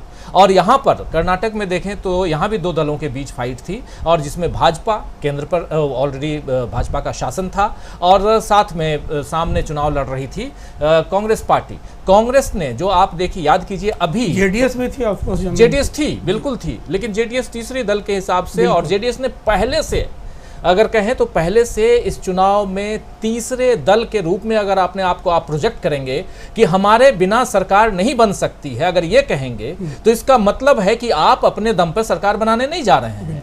आप किसी को अपनी तरफ से एक पुश दे रहे हैं, एक सहारा दे रहे हैं कि आप जब सरकार बनाओगे तो हम आपके साथ आ जाएंगे, चाहे भाजपा हो या कांग्रेस हो। जब आप इस उम्मीद के साथ चुनाव में जाते हैं पुष्परंजन जी, तो इसका मतलब है कि आप पहले और दूसरे नंबर पे तो बिल्कुल नहीं है। जेडीएस पहले दिन से तीसरे नंबर पर चली गई थी। अब रही पहले और दूसरे नंबर की बात, तो पहले नंबर पर और दूसरे नंबर के लिए फाइट कांग्रेस भारत जोड़ो यात्रा के समय से ही, और 21 दिन की यात्रा जो राहुल गांधी की थी, उस यात्रा के दौरान सबसे बड़ी बात राहुल गांधी ने जो की वो ये कि डीके शिव कुमार को और सिद्धारमैया को, डीके शिव कुमार और सिद्धारमैया की उम्र में शायद 10 साल का अंतर तो होगा ही होगा। सिद्धारमैया 75 साल के करीब हैं और ये यंग है, डीके यंग हैं, 61 के हैं, तो देखिए लगभग 14 साल का अंतर माना जा सकता है। और दोनों को साथ साथ दौड़ाना सड़क पे भारत जोड़ो यात्रा के दौरान, ये एक मैसेज था कि दोनों एक साथ हैं। और आज भी आप देखिए तमाम चैनलों पे, कल हम लोग बात भी कर रहे थे, तमाम चैनलों पे ये चर्चा हो रही है, गोदी मीडिया में खासकर, कि मुख्यमंत्री की कुर्सी पाने के लिए ये दोनों लड़ रहे हैं। अभी हालांकि बैठक चल रही है वहाँ पे, तो ये जो लड़ाई वाली बात थी ये मतदाताओं के बीच नहीं पहुंची, और लड़ाई थी भी नहीं क्योंकि राहुल गांधी ने दोनों को क्लब कर दिया था। तो यहाँ से कांग्रेस जो है वो उस ट्रैक पे आ गई जहाँ से वो जीत सकती थी, take off, winning take off जो कहते हैं, वो कर सकती थी, और वही उसका रिजल्ट है। तो वो रिजल्ट हम लोग जो कह रहे थे वो यहाँ सामने है पुष्परंजन जी, मतलब जमीन पे आप देख रहे थे। हाँ, जमीन पे जो हकीकत है वो उसको आप अपनी मेहनत से तब्दील कर रहे हैं, मेहनत कर रहे हैं, आप जा रहे हैं।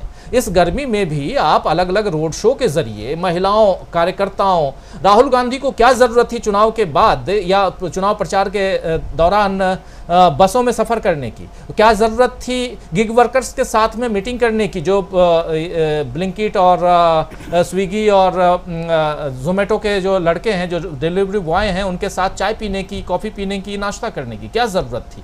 तो ये एक पैगाम जाता है, मैसेज जाता है। वो मैसेज छोड़ने में वहाँ राहुल गांधी, कांग्रेस पार्टी और उनके तमाम नेता जो यूनाइट होकर चुनाव लड़ रहे थे, और वो सबसे बड़ा कारण है आज जीत हासिल करने का, जो सवाल आप करते हैं। एक और चीज़ राजीव जी, जो वोटर साउथ का है, खासकर कर्नाटक का वोटर, मुझे लगता है वो थोड़ा ज़्यादा ट्रांसपेरेंट है, वो थोड़ा पारदर्शिता ज़्यादा बरत रहा था, रिएक्ट कर रहा था कि हम किसको पसंद करते हैं, हम किसे नापसंद करते हैं।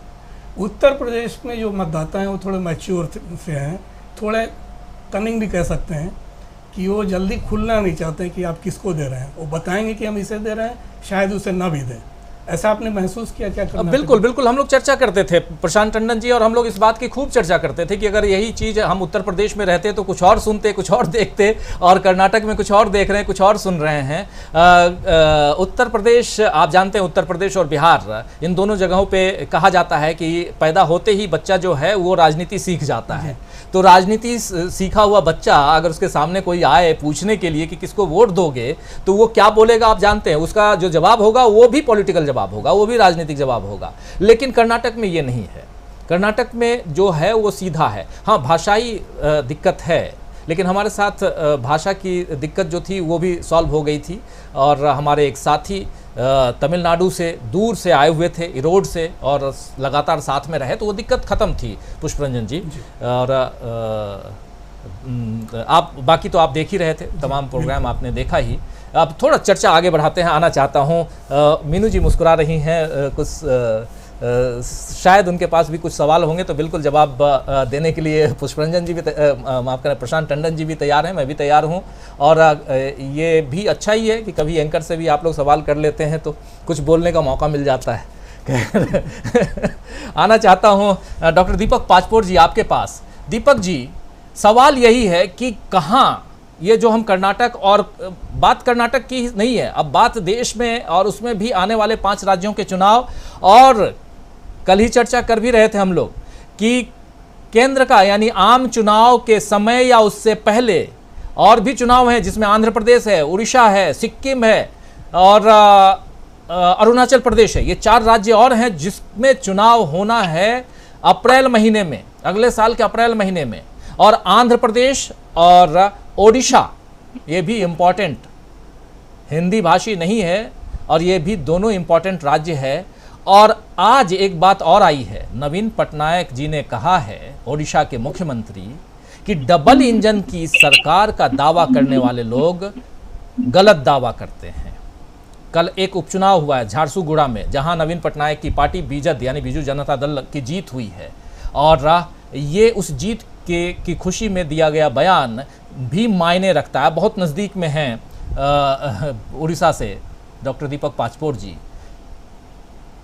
दक्षिण भारत का दरवाजा क्या टोटली बंद दिखाई दे रहा है भाजपा के लिए? राजीव जी, नॉर्मली जो कार्यक्रम का शीर्षक लगा तो आज घटना ही पर निर्भर रहता है, लेकिन आज जो आपने लगाया कि क्या बीजेपी को तोड़ दिया है, यही शीर्षक जो है वो अगले कई समय तक लंबे, आपने जितने चुनावों की बात की है, अगले घटनाक्रमों की बात की है, वो तमाम घटनाक्रमों को प्रभावित करेगा, आने वाले चुनावों को भी।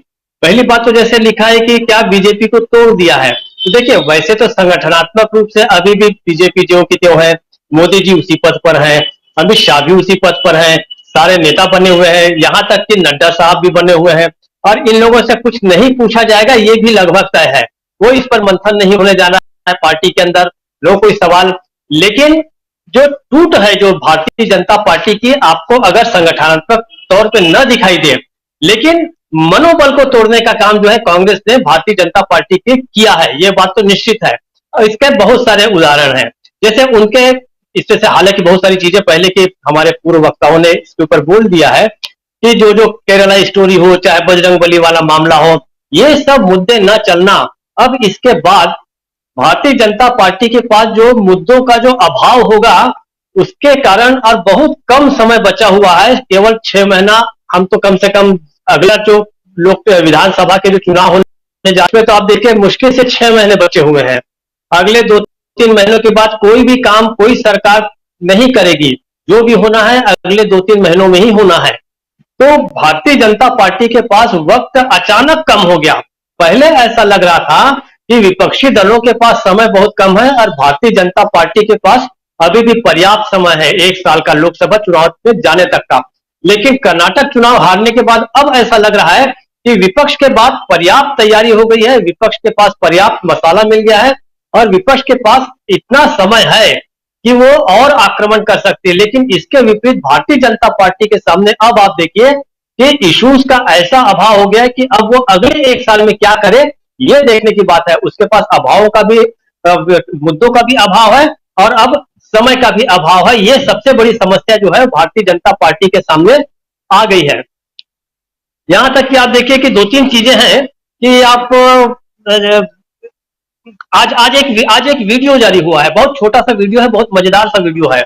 पवन खेड़ा जो है वो किसी चैनल पर थे, तो उस एंकर ने उनको पूछा कि ये जो आपको जो जीत मिली है इसके जिम्मेदार कारण क्या क्या है। तो उन्होंने कहा कि 50% सफलता का श्रेय जाता है और 50% जो है वो मोदी जी को जाता है।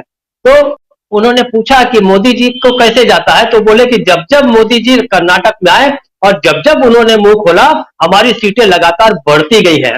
देखिए ये आकलन और ये बयान अगर कहीं भारतीय जनता पार्टी के इसमें अंदरूनी लोगों में इसको गंभीरता से अगर लिया जाता है तो अब लोग जो है, अभी तो मोदी जी केवल पोस्टर से हटे हैं, आने वाले समय में उनको स्टार प्रचारक बनाया जाएगा कि नहीं बनाया जाएगा ये भी सोचना होगा। अभाव देखिए कितना भयंकर है, प्रचारकों का बढ़ जाएगा। नड्डा जी की हालत यह है कि अब कंपैरिजन आने लग गए हैं लोगों के कि मल्लिकार्जुन खड़गे ने अपने राज्य में अपनी पार्टी को जबरदस्त जीत दिलाई, लेकिन नड्डा जी ऐसे अध्यक्ष है भारतीय जनता पार्टी के जो अपने ही राज्य में अपनी पार्टी को जीत नहीं दिला पा रहे हैं। तो अब सवाल जो है वो बहुत सारे लोगों के साथ उठेगा और भारतीय जनता पार्टी के साथ दिक्कत यह है कि उन्होंने नड्डा जी को अगले साल 2024 तक के लिए अध्यक्ष पहले ही घोषित कर दिया है।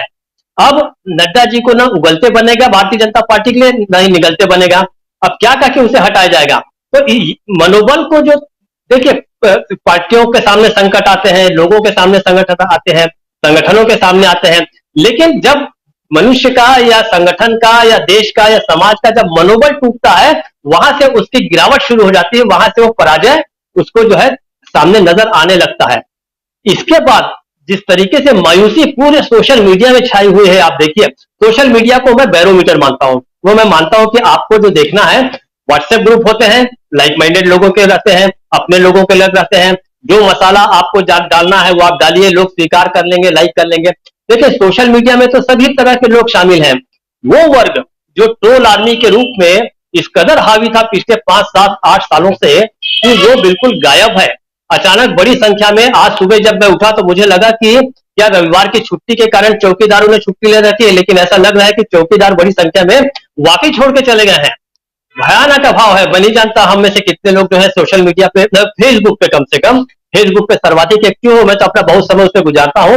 मैं देख रहा हूं कि अब इसमें जो है उन लोगों में जो मायूसी है, ये मनोबल जो टूटा है, कार्यकर्ता का भी टूटा है, कैडर, पूरे कैडर का टूटा है, वो सारे पदाधिकारियों का टूटा है। और जो मायूसी ऊपर छाई हुई है, चाहे वो मोदी जी के स्तर पर हो, चाहे वो नड्डा जी के स्तर पर हो, अमित शाह के स्तर पर हो, स्टार प्रचारक जिसके बारे में पता चल गया कि वो जिस इलाके में गए थे प्रचार करने योगी जी, वहां की सारी सीटें हार गई। ये बातें 1-2 दिन में एनालिसिस होकर बाहर जैसे जैसे जैसे निकलेंगी, उसके बाद होगा ये कि अगले जो चुनाव होने जा रहे हैं, 3-4 चुनाव, 5 चुनाव, आप सोचिए कि कोई संगठन कमजोर मनोबल के साथ जब उतरेगा तो उसकी क्या हालत होने जा रही है, वो हम इसको समझ सकते हैं। तो राजू जी, मुझे ऐसा लगता है कि कर्नाटक में जो सबसे बड़ा जो आघात किया भारतीय जनता पार्टी के सामने, उसके सामने से सारे इश्यूज हटा दिए, पूरा उसको नील कर दिया कि आपके पास अब बताने के लिए कुछ भी नहीं बचा है।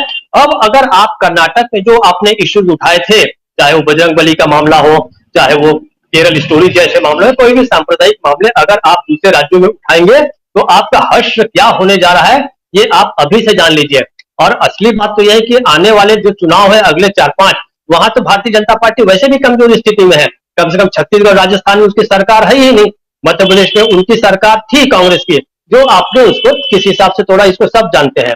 तो ये जो सब मनोबल टूटने वाली बात है, ये बड़ी भयंकर है और भारतीय जनता पार्टी को अब इस पर सोचना होगा। लेकिन कल मैंने जो कहा था कि मोदी जी में अगर समझदारी होगी तो इन बातों को सोचेंगे, लेकिन मुझे लगता है कि मोदी जी में जैसे समझदारी का अभाव है, इस समय पूरे संगठन के ऊपर वो अभाव है और संगठन इस पे न तो मंथन करने जा रही है और न ही किसी प्रकार का कोई एक्शन लेने जा रही है कि अब इसको क्या किया जाए।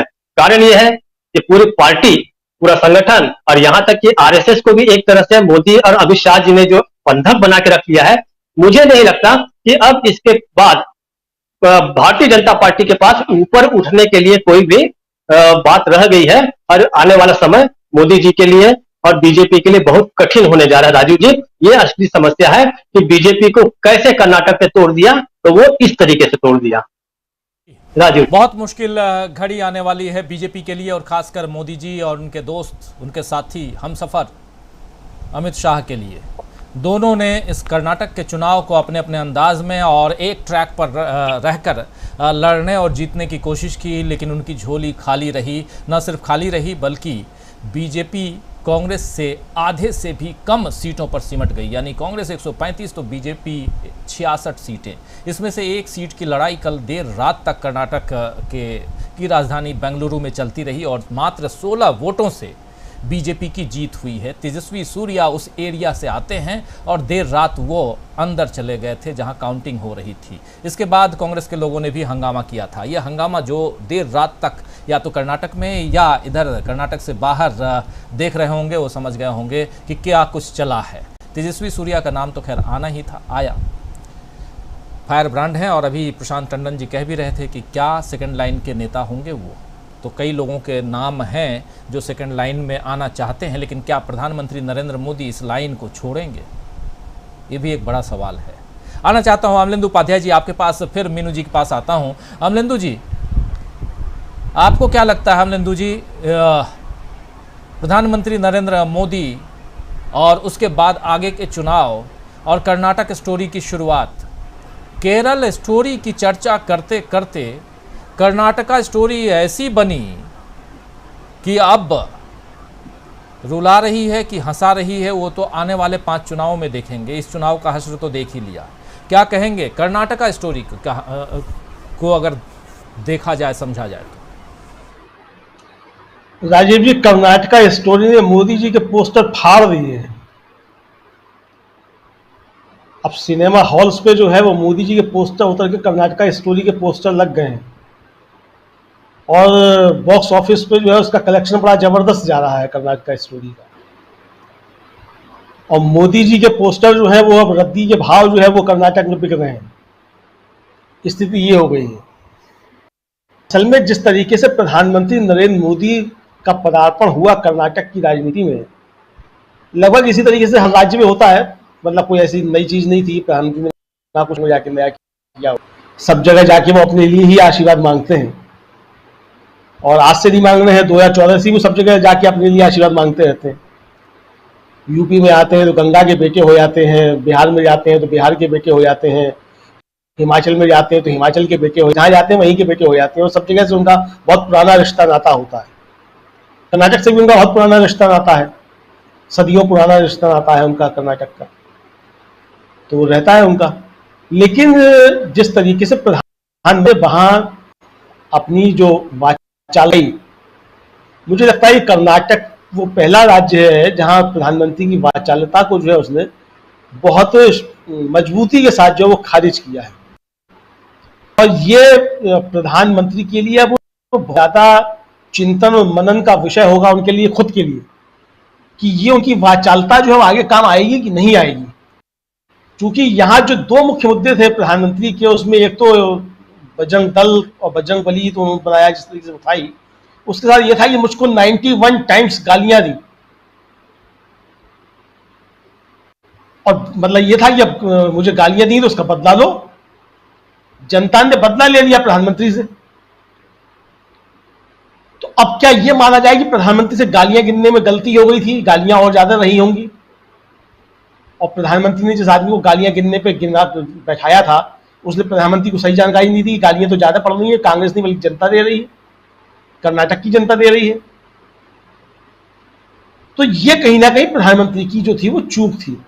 दूसरा, प्रधानमंत्री का खुद का तो सम्मान है बहुत ज्यादा, जैसा मैंने कल भी कहा था कि उनका कई कुंजरों का सम्मान है। का सम्मान जो वो जानते हैं, वो कुछ जिस तरीके से जाके उन्होंने मल्लिकार्जुन खड़गे के ऊपर अटैक किया बहुत जबरदस्त तरीके से, और उसके बाद जो उनकी जो सिपहसालार अमित शाह जी थे उन्होंने अटैक किया, उसने भी बहुत जबरदस्त तरीके से भारतीय जनता पार्टी को नुकसान पहुंचाया। अब जो आगे की रणनीति है और आगे की जो राजनीति भारतीय जनता पार्टी के अंदर राजीव जी होने जा रही है, देखिए भारतीय जनता पार्टी का संकट क्या है। प्रधानमंत्री अगर छोड़ना चाहेंगे भी तो किसको चाहेंगे बनाना? अभी की जो लीडरशिप है, अमित शाह जी को। अमित शाह जी को पार्टी स्वीकार करने को तैयार नहीं होगी। स्ट्राइक रेट सबसे अच्छा किसका रहा प्रधानमंत्री के बाद जो है? हिमंता बिस्वा शर्मा का। हिमंता बिस्वा शर्मा क्या है? मूलतः कांग्रेस, संघ परिवार के नहीं है, कच्छा नहीं पहना है उन्होंने भाजपा में आने से पहले, खाकी वाला। योगी आदित्यनाथ जो है वो चुनौती बने हुए हैं। यूपी में निकाय चुनाव की में जिस तरीके से उनकी जीत हुई है भारतीय जनता पार्टी की, हालांकि निकाय चुनाव में पहले भी दबदबा भारतीय जनता पार्टी का रहा है, लेकिन उसको जिस तरीके से पेश किया गया है और जिस तरीके से कर्नाटक में भारतीय जनता पार्टी की शर्मनाक हार के बावजूद उत्तर प्रदेश में जो है वो भारतीय जनता पार्टी ने मिठाइयां खाई हैं और बांटी हैं, उससे आप ये समझ सकते हैं कि निकाय चुनाव जीतने की खुशी कम है, लेकिन कर्नाटक में भारतीय जनता पार्टी की हार का जो है वो उत्तर प्रदेश की भारतीय जनता पार्टी को खुशी ज्यादा है। तो अब ऐसे में किसको तैयार किया जाएगा? तो भारतीय जनता पार्टी गहरे संकट में है कि प्रधानमंत्री नरेंद्र मोदी का विकल्प प्रधानमंत्री नरेंद्र मोदी ने अब तक तैयार नहीं होने दिया और प्रधानमंत्री का ग्राफ जो है वो जबरदस्त तरीके से गिर रहा है। यह भारतीय जनता पार्टी का सबसे बड़ा संकट है और मुझे लगता है कि प्रधानमंत्री के खिलाफ अब अंदर आवाजें उठना शुरू होंगी भारतीय जनता पार्टी के अंदर। संघ परिवार भी ये देख रहा है कि अब इसको किस तरीके से किया जाए, और अगर प्रधानमंत्री को हटाया जाता है या मतलब उनके नाम पे चुनाव नहीं लड़ा जाता है तो भी भारतीय जनता पार्टी के सामने संकट है, क्योंकि प्रधानमंत्री की कद का दूसरा कोई तैयार नहीं हो पाया है। तो मतलब कुल मिला के मजबूरी तो यही है कि लड़ना तो प्रधानमंत्री नरेंद्र मोदी के नाम भी पड़ेगा 24 में। अब वो भारतीय जनता पार्टी हारे तो भी जो ठीक रहा उनके सिर्फ फोड़ा जाएगा, और जो भी कुछ हो वो ठीक रहा जो है वो प्रधानमंत्री नरेंद्र मोदी के सिर्फ फोड़ा जाना है। लेकिन भारतीय जनता पार्टी की राजनीति वैसे ऐसे मोड़ पर पहुंच गई है जहां उसके लिए अब दुश्वारियां बहुत ज्यादा बढ़ती जाएंगी, अंदरूनी संकट बढ़ते जाएंगे, अंदरूनी कलह बढ़ती जाएगी। जिस कलह की बार बार जो है हमारा जो मुख्यधारा का मीडिया कांग्रेस के अंदर बातें करता है, और जिस तरीके से आपने भी कहा कि जो बुरा समय था लोग छोड़ के चले गए, जैसे जहाज से चूहे कूदते हैं, तो यहां तो चूहे बहुत ज्यादा है, यहां तो सब चूहे ही भरे हुए हैं। जो भारतीय जनता पार्टी के आप सांसदों की लिस्ट उठा के देखिए, विधायकों की लिस्ट उठा के देखिए, इनमें चूहे ही ज्यादा है। जो कांग्रेस से आए हैं, दूसरी जगहों से आए हैं, मूल इनके हैं ही नहीं, बहुत कम है। इनके मुख्यमंत्री में आप देखिए कितने जो दूसरे दलों से आए हुए हैं जो इनके मूल नहीं है। तो यहां चूहों की भरमार बहुत ज्यादा है राज्य में, तो यहां तो चूहे बहुत तेजी से कूदेंगे। तो भारतीय जनता पार्टी का संकट बहुत ज्यादा गंभीर है। जो मोदी जी कह रहे थे थोड़े दिनों पहले संसद में खड़े होकर के कि हार्वर्ड में रिसर्च होगा कांग्रेस की बर्बादियों का, वो कांग्रेस की बर्बादियों का रिसर्च तो नहीं होगा, लेकिन भारतीय जनता पार्टी को जो है अपनी बर्बादियों के कारणों की समीक्षा करनी पड़ेगी और इसके लिए जिम्मेदार किसी को ठहराना ही होगा। अब वो जिम्मेदार कौन है? जिम्मेदार वही है जो अब तक सारी सफलताओं का श्रेय देता रहा। तो हार का श्रेय जो है उसको ही जाएगा राजीव जी, किसी और को नहीं जा सकता। जी बिल्कुल बिल्कुल। अब जरा आना चाहता हूं मीनू जी आपके पास, और थोड़ा सा राहुल गांधी जिन मुद्दों को उठाते रहे हैं, क्या अब वो मुद्दे और जोर शोर से हम देखेंगे सुनेंगे? जैसे आप याद कीजिए पिछले 9 साल में लगातार कई सारे मुद्दे जो हैं राहुल गांधी वो रखते रहे हैं, चाहे वो रफाल का मुद्दा हो, चाहे वो जीएसटी का मुद्दा हो, चाहे वो नोटबंदी का मामला हो, और अब पिछले दिनों अदानी का मामला हो। और अब राहुल गांधी के पास सांसदी नहीं है, अपना बंगला नहीं है, और केस एक अलग चल रहा है। इन तमाम चीज़ों को देखा जाए, इसमें कर्नाटक चुनाव और इससे पहले भारत जोड़ो यात्रा से आ चुके हैं राहुल गांधी, तो एक बूस्ट है। भारत जोड़ो यात्रा का एक रिजल्ट या कहें तो उसका एक प्रतिफल कि हाँ आपने परीक्षा दिया और परीक्षा में आप फर्स्ट डिवीज़न पास आ गए, उस हिसाब से देखा जाए तो अब यहाँ से राहुल गांधी को किस दिशा में और किस अंदाज में और किन किन मुद्दों के साथ आगे बढ़ते हुए हम देखते हैं, आपके नज़रिए से समझना चाहेंगे। और साथ में वो तमाम बातें, क्योंकि अभी हम सिर्फ और सिर्फ चर्चा कर रहे हैं कर्नाटक चुनाव और उस चुनाव में फंसी हुई बीजेपी की चुनाव, चूंकि बीजेपी पूरे के पूरे मोदी जी के नाम पे लड़ रही थी तो इसलिए मोदी जी के इर्द गिर्द चर्चा कर रहे हैं। लेकिन इस चुनाव को अब रख दिया जाए किनारे और राहुल गांधी को यहाँ से अगर पिक किया जाए और आगे बात की जाए तो कहाँ पाती हैं, कहाँ उनके सहारे कांग्रेस को आप पाती हैं? राजीव जी, राहुल गांधी जो मेरा अपना आकलन है उस हिसाब से भारत जोड़ो यात्रा नंबर 2 शुरू करने वाले हैं। कब करेंगे ये शायद कांग्रेस डिसाइड करेगी, क्योंकि जो आज आप कर्नाटक में देख रहे हैं इसके लिए राहुल गांधी खेत जोत कर आए थे। अपनी कर्नाटक यात्रा के दौरान बीज डालकर आए थे, खेत जोतने के बाद उसका ही फसल काटी है उसमें कांग्रेस में। उसमें लोकल लीडर्स ने वो जो राहुल गांधी बीज डाल के गए थे उस खेत की रखवाली और उसके टाइम पे निलाई गुड़ाई और उन्होंने पानी दिया उस खेत को, वो उसका परिणाम है कि आज ये सामने जो हमारे रिजल्ट आया है। क्योंकि मुद्दे वही हैं, उन्हीं मुद्दों को हाथों हाथ लेके जनता ने उनको उसी के ऊपर वोट दिया है। तो मेरे ख्याल से राहुल गांधी जो भारत जोड़ो यात्रा करेंगे और जो मुद्दे पुराने थे 3 सामाजिक, आर्थिक और राजनीतिक, वही मुद्दे अब भी चलेंगे। और एक चीज और, राहुल गांधी ने क्रॉनी कैपिटलिज्म के बारे में बोले थे अपने वो उसमें विक्ट्री के बाद। तो मेरा मानना है कि जो अडानी का मुद्दा बैकबर्नर पे रख दिया गया था अभी तक, वो दोबारा से सामने उबल के आएगा और इस बार जो मुद्दा उबलेगा अडानी का, वो बहुत तेजी से उबाल खाएगा, क्योंकि इस वक्त कर्नाटक की जो जीत है उसके वजह से आम जनता का विश्वास कांग्रेस में और कांग्रेस के नेतृत्व में बड़ी भारी, मतलब ग्राफ अचानक से ऊपर उठ गया है। पब्लिक का विश्वास जागा है और लोगों को अब शंका पैदा होने लगी कि भाई जिसके पीछे हम बीजेपी के नेता के पीछे भाग रहे हैं वो कुछ नहीं है, खाली है, दिखावा है। तो राहुल गांधी जो है वो मुद्दे हैं, उसमें आपने क्रॉनिक कैपिटलिज्म की बात की और उन्होंने एक ये भी कहा हमने गरीबों की लड़ाई लड़ी। तो ये दोनों चीज समझ में आ जाती है कि किस पैटर्न के ऊपर कांग्रेस अब आगे चलने वाली है। और ये बात तो माननी पड़ेगी कि कांग्रेस का वोट आज भी रूरल इंडिया में ही बसता है। आज शहरी इलाकों में भाजपा के जो कब्जे हैं जिन राज्यों में, वहां पे दक्षिण भारत को छोड़ दीजिए, मैं नॉर्थ इंडिया की बात कर रही हूँ, तो शहरी इलाकों में आज भी भाजपा काबिज है वोट के ऊपर। तो राहुल गांधी ने बिल्कुल सही पकड़ा है, क्रॉनिक कैपिटलिज्म के ऊपर प्रहार होगा, के ऊपर बहुत जबरदस्त प्रहार होगा और नई, हो सकता है कुछ नई खुलासे भी सामने आए इसके बारे में। और वो एक की जिसको कहते हैं ना अंतिम कील साबित भाजपा के, समझ लीजिए जिसमें भी होगा एक अंतिम ब्लो होगा। और राहुल गांधी का यही होगा कि सामाजिक न्याय की राजनीति, जो उन्होंने कर्नाटक में बोल भी दिया था कोलार में कि भाई हम जाति जनगणना के पक्ष में हैं, जातिगत जनगणना के पक्ष में हैं और ओबीसी के लिए विशेष प्रावधान का हम वकालत करते हैं, हम समर्थन करते हैं। तो सामाजिक न्याय की राजनीति होगी, गरीबों, पिछड़ों, वंचितों को पूरा न्याय जिसकी जरूरत भी है। देखिए इस सारी रेस में मोदी जी के इस जो जगरनॉट है, इसके चक्कर में 80% जनता 10 किलो राशन की भिखारी बन गई है, याचक बन गई है, कि उनका जीवन उस 10 किलो राशन पे निर्भर हो गया, उनके हाथ में रोजगार नहीं है।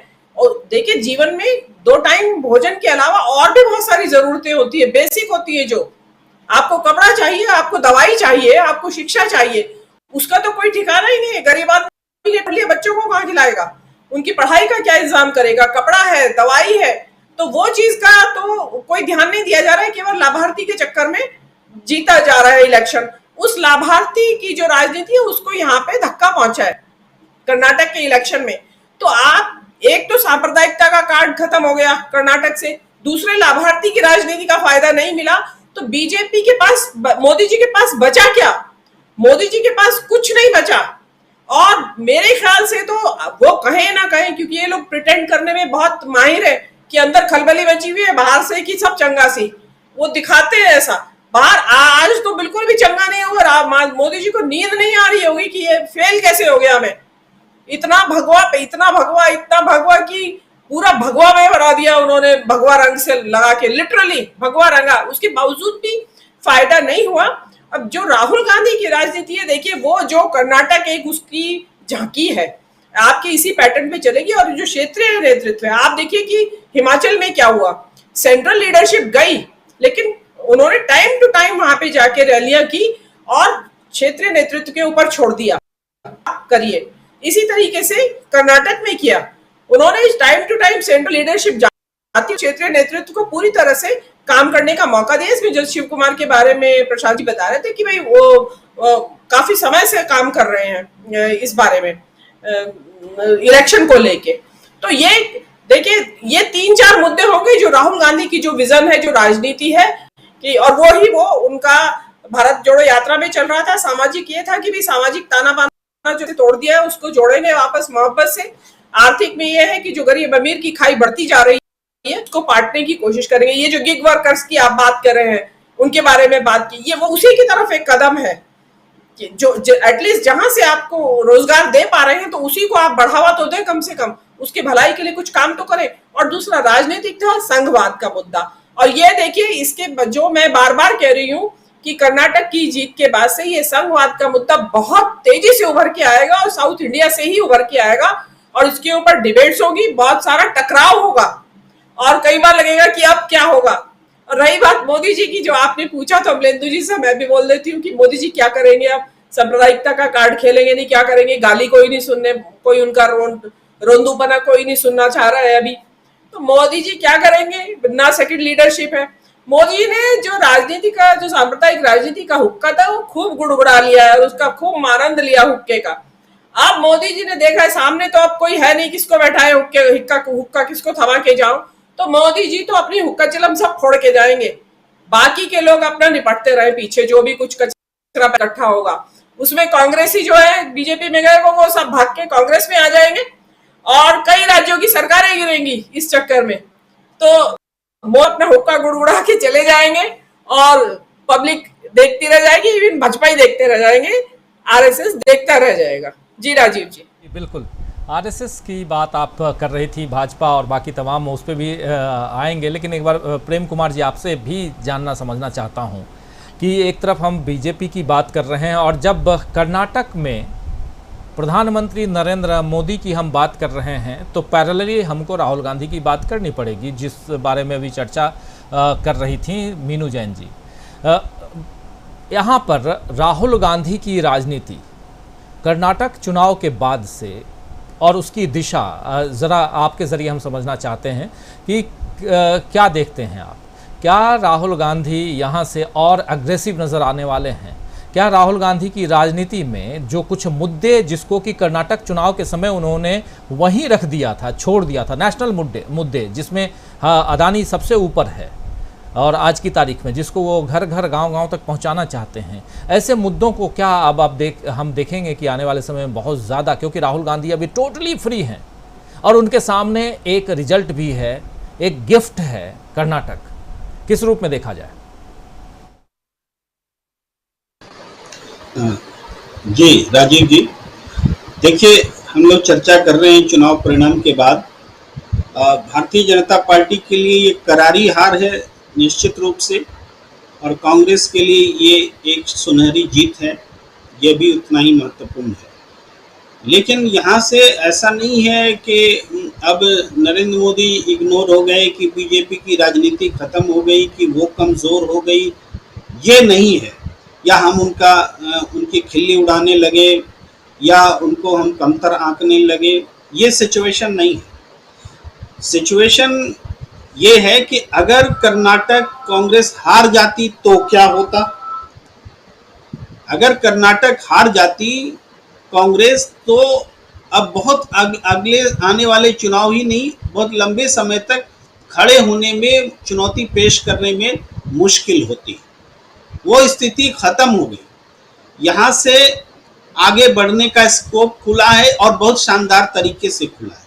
आइडियोलॉजिकल जीती है कांग्रेस और जनता के बीच जा करके कनेक्ट होकर के जीती है, मुद्दा सेट करके जीती है। और अब तक जिन जगहों पर कांग्रेस को कमज़ोर माना जाता था या चुनाव लड़ते हुए वो नहीं दिखती थी, इस बार दिखी है। इसके अलावा भारतीय जनता पार्टी गलतियां पर गलतियां करने के लिए मजबूर हुई और उन गलतियों को कांग्रेस लपकने के लिए तैयार दिखी। ये सारी चीजें एक साथ कर्नाटक में दिखी है। यानी राजनीति में सफलता पाने के लिए जो एफर्ट्स की जरूरत होती है, जो इकोसिस्टम बनाने की जरूरत होती है, वो इकोसिस्टम दिखा है। आपने एक महत्वपूर्ण सवाल उठाया कि वो मुद्दे जिनको राहुल गांधी ने रोक दिया था और स्थानीय मुद्दों से जुड़े रहने की जरूरत के मद्देनजर रोका था, अब वो क्या राष्ट्रीय परिप्रेक्ष्य में मुद्दा बनेगी? तो इसको ऐसे बोलते हैं राजीव जी कि राहुल गांधी ने ये मुद्दा अब भी रोका, बस है कि हम कौन सा चुनाव लड़ रहे हैं, किनके बीच हैं, कौन से श्रोता हैं, कौन से लोग हैं, उनके हिसाब से बोलने की भाषा हमारी जो होती है वो केवल बदलती है, जो उनको समझ में आए।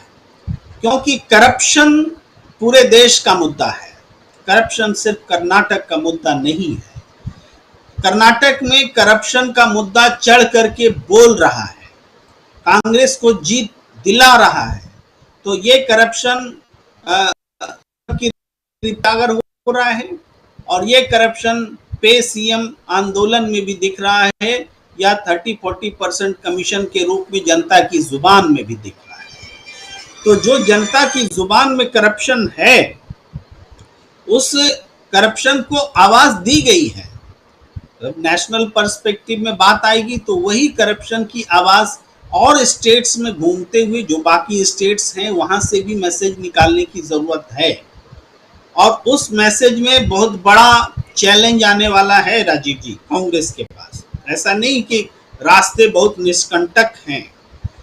राजस्थान आपको सबसे पहले सामने आएगा। वहां सचिन पायलट भ्रष्टाचार का मुद्दा लेकर के सड़क पर, और सड़क पर ऐसे ही नहीं है, उसी शैली में है जिस शैली में राहुल गांधी सड़क पर थे। राहुल गांधी ने भी तिरंगा पकड़ा था, पार्टी का नहीं देश का तिरंगा। सचिन पायलट ने भी तिरंगा पकड़ा है, पार्टी का नहीं देश का तिरंगा। जो शैली राहुल गांधी की थी जनता से कनेक्ट करने की, वो शैली सचिन पायलट की है कनेक्ट करने की। उनका वो आज कर्नाटक के रिएक्शन पर सचिन पायलट का जो जवाब है उसको समझिए। वो कह रहे हैं कि मोदी और केंद्र सरकार को ये समझना चाहिए कि जब जनता भ्रष्टाचार के खिलाफ बोलती है तो उसको वो सुने और ये केंद्र सरकार भी इससे सबक ले। यानी जो नेशनल करप्शन के मुद्दे पर आवाज राहुल गांधी से उठनी चाहिए। और आपका जो सवाल था उस सवाल को सचिन पायलट बोल रहे हैं, लेकिन उनका वो रिलेट कर रहे हैं डायरेक्ट गहलोत की सरकार से भी। ये बात भी समझने की जरूरत है। ये चुनौती है कांग्रेस के पास कि भ्रष्टाचार के खिलाफ जो सचिन पायलट मैदान में है, जिसको पार्टी उस इग्नोर नहीं कर सकती, इंडोर्स करना पड़ेगा। आपको जवाब देना पड़ेगा कि वसुंधरा राजे के खिलाफ भ्रष्टाचार का नारा लगा करके पार्टी सत्ता में आई थी, तो उस पर खामोशी क्यों रही। भले माफी भी मांगनी पड़ सकती है, जनता माफ करती है अगर दिल से माफी मांगी जाती है, क्योंकि जनता के बीच सचिन पायलट हैं और सचिन पायलट जनता के बीच डोर टू डोर जा रहे हैं। इस बात को समझिए। मैं किसी के खिलाफ न तो सचिन पायलट का आदमी हूं, न अशोक गहलोत का आदमी, लेकिन मैं रिलेट कर रहा हूं कर्नाटक के नतीजों से कि वो चैलेंज है कांग्रेस के पास में। इसको टैकल करना पड़ेगा अगर राजस्थान जीतना है। मध्य प्रदेश भी आपको जीतना है। आपसे सरकार छीन ली गई। आपके अपने लोग जो आपके साथ में बगल में बैठा करते थे, आपके चैम्बर शेयर किया करते थे, उन्होंने आपके साथ दगाबाजी की। आप समझ नहीं पाए। वैसे प्रदेश में आपके पास चैलेंज है। तो कर्नाटक से जो शक्ति मिली है, जनता की शक्ति, उस शक्ति का सदुपयोग अगर हुआ तभी 2024 का रास्ता खुलता है। और ये आने वाले समय में तय होंगे। ये बात, ये उम्मीद जगी है। ये उम्मीद खत्म नहीं होती है, जगती है। लेकिन ये उम्मीद और बड़ी उम्मीद होगी जब लगातार कांग्रेस इस रास्ते पर छत्तीसगढ़ जीत जाए, मध्य प्रदेश जीत जाए, राजस्थान जीत जाए। मैं एक बात और कहना चाहता हूं कि पहले भी मैंने जिक्र किया था, संभवतः थोड़ा बेहतर तरीके से करना चाहता हूं। वो ये कि आज 100-200 से ज्यादा विधानसभा वाली जो सीटें हैं, विधानसभा वाली 7 प्रमुख राज्य हैं। उन 7 प्रमुख राज्य में 289 लोकसभा की सीटें हैं, 289, यानी more than half of the country strength wise आप समझिए, इलेक्टोरल पॉइंट ऑफ व्यू से। इन जगहों पर कांग्रेस पार्टी भारतीय जनता पार्टी से ज्यादा मजबूत होकर के आज खड़ी हो गई। कैसे? कांग्रेस के पास में कर्नाटक है और कर्नाटक के साथ राजस्थान है, दोनों 200 से ज्यादा विधानसभा वाली सीटें।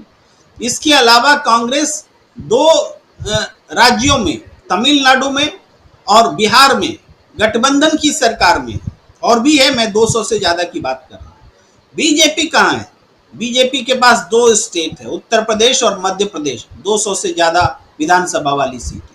और तीसरे जहां वो गठबंधन में है, वो गलत तरीके से सत्ता में आई है, वो है आपका महाराष्ट्र, जहां लेकिन फिर भी कर्नाटक कांग्रेस के पास में 3 ऐसे राज्य जिसमें वो साझेदार है और 2 अपने पास, और उस यहां पर वो बीजेपी से लीड लेती हुई खड़ी है। तो लीड लेती हुई खड़ी है आधे से ज्यादा लोकसभा सीट, 289 लोकसभा सीट वाले क्षेत्र में। तो ये कांग्रेस बराबरी ही नहीं, उसके ऊपर चढ़ करके खड़ी है। तो ये मॉरल पॉइंट है, यहां से उसको आगे बढ़ना है। अब जो लड़ाई लड़ी जाएगी, कांग्रेस ने ये लगभग तय कर रखा है कि इस लड़ाई में नरेंद्र मोदी को सरकार को हराना है और इसके लिए कुछ सेक्रीफाइस भी करने का मूड कांग्रेस बना चुकी है। यही कारण है कि नीतीश कुमार ये पूरा जो जोड़ने का काम कर रहे हैं वो कर रहे हैं। तो जब इन तत्वों को, इन क्षेत्रीय दलों को अगर यूनिफाइड कर दिया जाएगा, ममता बनर्जी का स्टेटमेंट या इवन बीजू पटनायक का भी, नवीन पटनायक का भी स्टेटमेंट जो है वो भी फेवरेबल ही है, अगेंस्ट में नहीं है। ये सारी चीजें मिल करके एक उम्मीद पैदा कर रही है कि कांग्रेस 2024 की लड़ाई में उसके हाथ में है कि वो इस लड़ाई को जीत सकती है। बहुत सारी बातें और पूरे विश्लेषण कांग्रेस का अभी आप कर रहे थे। जरा आना चाहता हूँ प्रशांत टंडन जी, सचिन पायलट को लेकर के बहुत सारी बातें हो रही हैं, हालांकि थोड़ा सा डाइवर्शन हो जाएगा इस चर्चा का, लेकिन अगर आप उस पर अपनी टिप्पणी करना चाहें तो ज़रूर करें।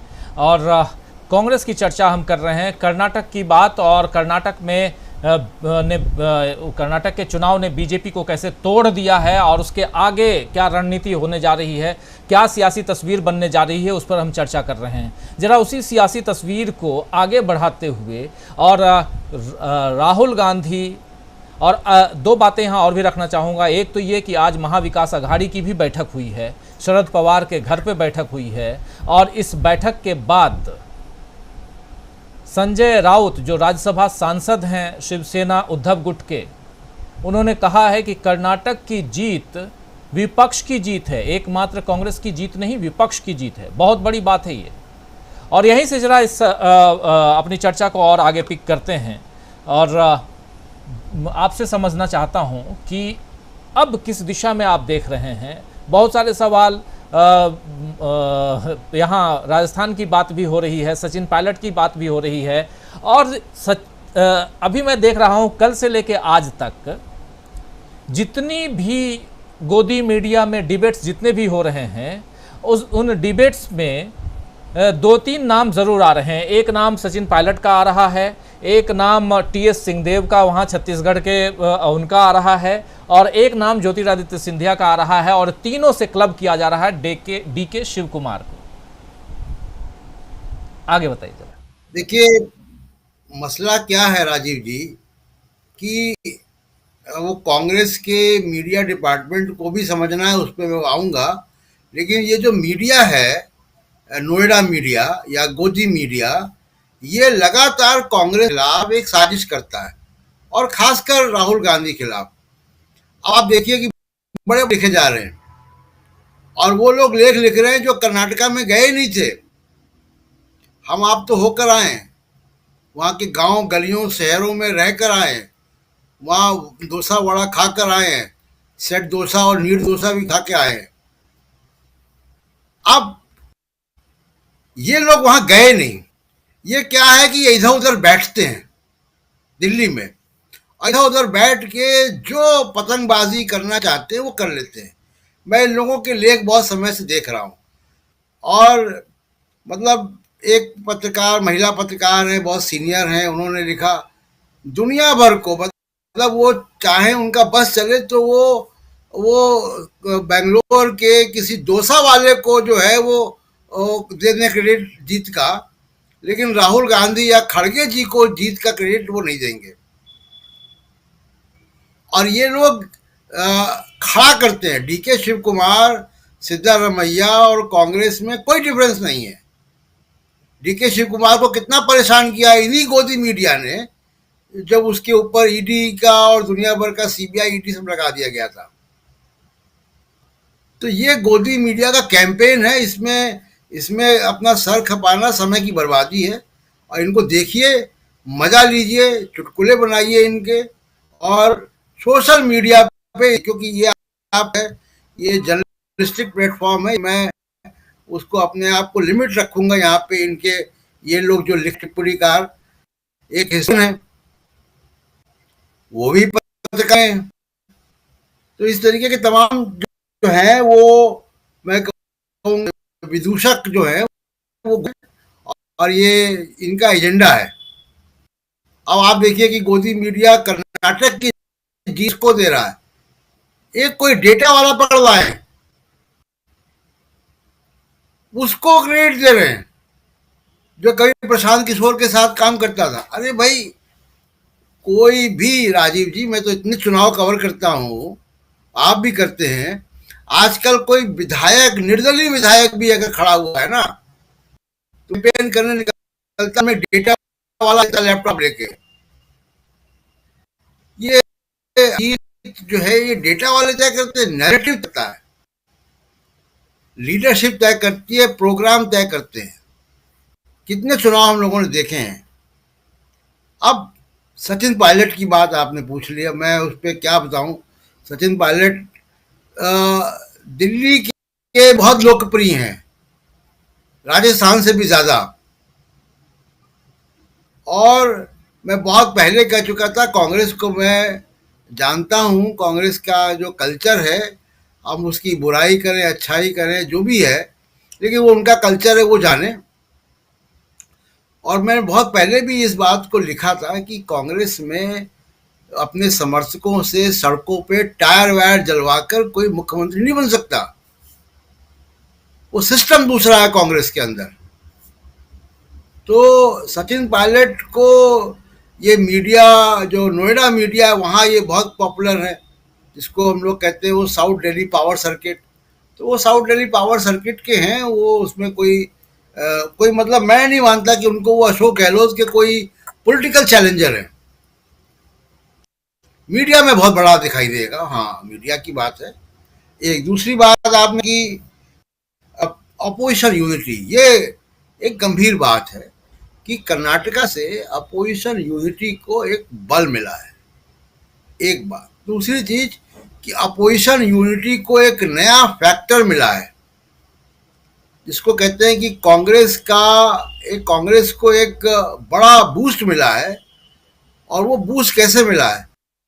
तमाम सारे लोग जिनको कांग्रेस से परहेज था, जो अलग अलग, कोई अरविंद केजरीवाल के साथ मिल रहा है, एक कोई प्रशांत किशोर हैं बिहार में, उनके साथ कहीं कहीं मीटिंग हो रही थी, वो एक अपना प्रोग्राम चला रहे थे, वो सारी हरकतें बंद हो जाएंगी। इसलिए बंद हो जाएंगी क्योंकि एक संदेश कर्नाटका से आया है। वो संदेश ये है कि माइनॉरिटी वोट और दलित वोट बड़े संख्या में कांग्रेस की तरफ गया है, डिसाइसिव ढंग से गया है। अगर आप सीट बाय सीट एनालिसिस करेंगे तो आपको दिखाई देगा। इन पार्टियों की मजबूरी है कि हम देख रहे हैं पिछले कुछ बाई इलेक्शंस में कि जब भी कोई पार्टी बी टीम की तरह प्रोजेक्ट होती है, वोटर उसको पनिश कर रहा है। तो ये बी टीम को अब वोटर एक्सेप्ट नहीं करेगा। बड़ी क्लियर डिवाइडिंग लाइन समाज में आ गई है। तो इसलिए आप देखिए, आप सागर डीगी का देख लीजिए, आप हल्दिया का देख लीजिए, आप वो कस्बा पेड़ का महाराष्ट्र का एक इलेक्शन का था, वो देख लीजिए। तो उन सब जगह आपको ये ट्रेंड मिल रहा है, और कोई 1200-1500 किलोमीटर के फासले पे ये ट्रेंड मिल रहा है कि एक तरीके से वोटर बिहेव कर रहा है, माइनॉरिटी वोट। तो अगर वो माइनॉरिटी वोट एक ढंग से बिहेव कर रहा है और वो कांग्रेस की तरफ जा रहा है, तो ये लोग को अपनी अस्तित्व बचाने के लिए अब अपोजिशन यूनिटी करनी पड़ेगी। अब वो ईडी सीबीआई का डर, या कोई ये जो बैक डोर ऑपरेटर्स हैं, प्रशांत किशोर टाइप्स, वो जो एजेंट्स हैं, वो अब तो पॉलिटिकल बातचीत होगी, और पॉलिटिकल बातचीत पॉलिटिकल रियलिटीज के साथ होगी। राजीव जी, हाँ, एक बात और मैं कहना चाहता हूँ रियलिटीज के साथ, लेकिन यहाँ से कांग्रेस किस दिशा में और बीजेपी किस दिशा में? क्या बीजेपी, प्रशांत जी कुछ कहना चाह रहे हैं? हाँ, एक आखिरी बात मैं जोड़ना चाहता हूं, क्योंकि पिछली डिबेट पिछले राउंड में चल रही थी, उसी से जुड़ी हुई बात। देखिए, बीजेपी आरएसएस ने कर्नाटक में पूरी ताकत झोंक दी थी। कॉरपोरेट मीडिया, नोएडा मीडिया, वहां का मीडिया, पैसा, धन, बल, दूसरे राज्यों से आए कार्यकर्ता, ये कोई थ्योरी सब गलत है कि आरएसएस बैक ट्रैक कर गई थी। कहाँ बैक ट्रैक कर गई थी? हमको तो नहीं दिखाई दिया। आरएसएस, बीजेपी, कॉर्पोरेट मीडिया पूरी माइट, पूरी ताकत के साथ और बेशर्मी से इस्तेमाल किया हुआ सरकारी तंत्र, ये सब झोंका गया। कांग्रेस, कर्नाटक की जनता ने मुद्दों के आधार पर नाटकीय शैली को, इनके मुद्दों को रिजेक्ट किया है। वो उस मैंडेट को कोई ऐसे नहीं घुमाना चाहिए कि वो आरएसएस के लोग अब पन्ना प्रमुख नहीं गए। अरे भाई, पन्ना प्रमुख तो दिल्ली में भी नहीं जाता है कहीं। जी बिल्कुल, बहुत सही। और एक उपयोगी बात यहाँ पुष्परंजन जी, क्लोजिंग कमेंट के लिए आपके पास आऊँगा। ऑलरेडी समय हम लोग काफ़ी ले चुके हैं, लेकिन चर्चा बहुत गंभीर हो रही है। अलग अलग मुद्दों पर एक बृहद आयाम के तहत एक बड़े कैनवास में इस चर्चा को हम रख रहे हैं और देखने समझने की कोशिश कर रहे हैं। क्लोजिंग कमेंट के साथ साथ जो अभी आखिरी अपने क्लोजिंग कमेंट में प्रशांत टंडन जी जो बात कह रहे थे कि तमाम ताकतें झोंकी गई बीजेपी की तरफ से। अगर कोई कहता है कि आरएसएस के लोग नहीं थे तो बिल्कुल गलत बात है।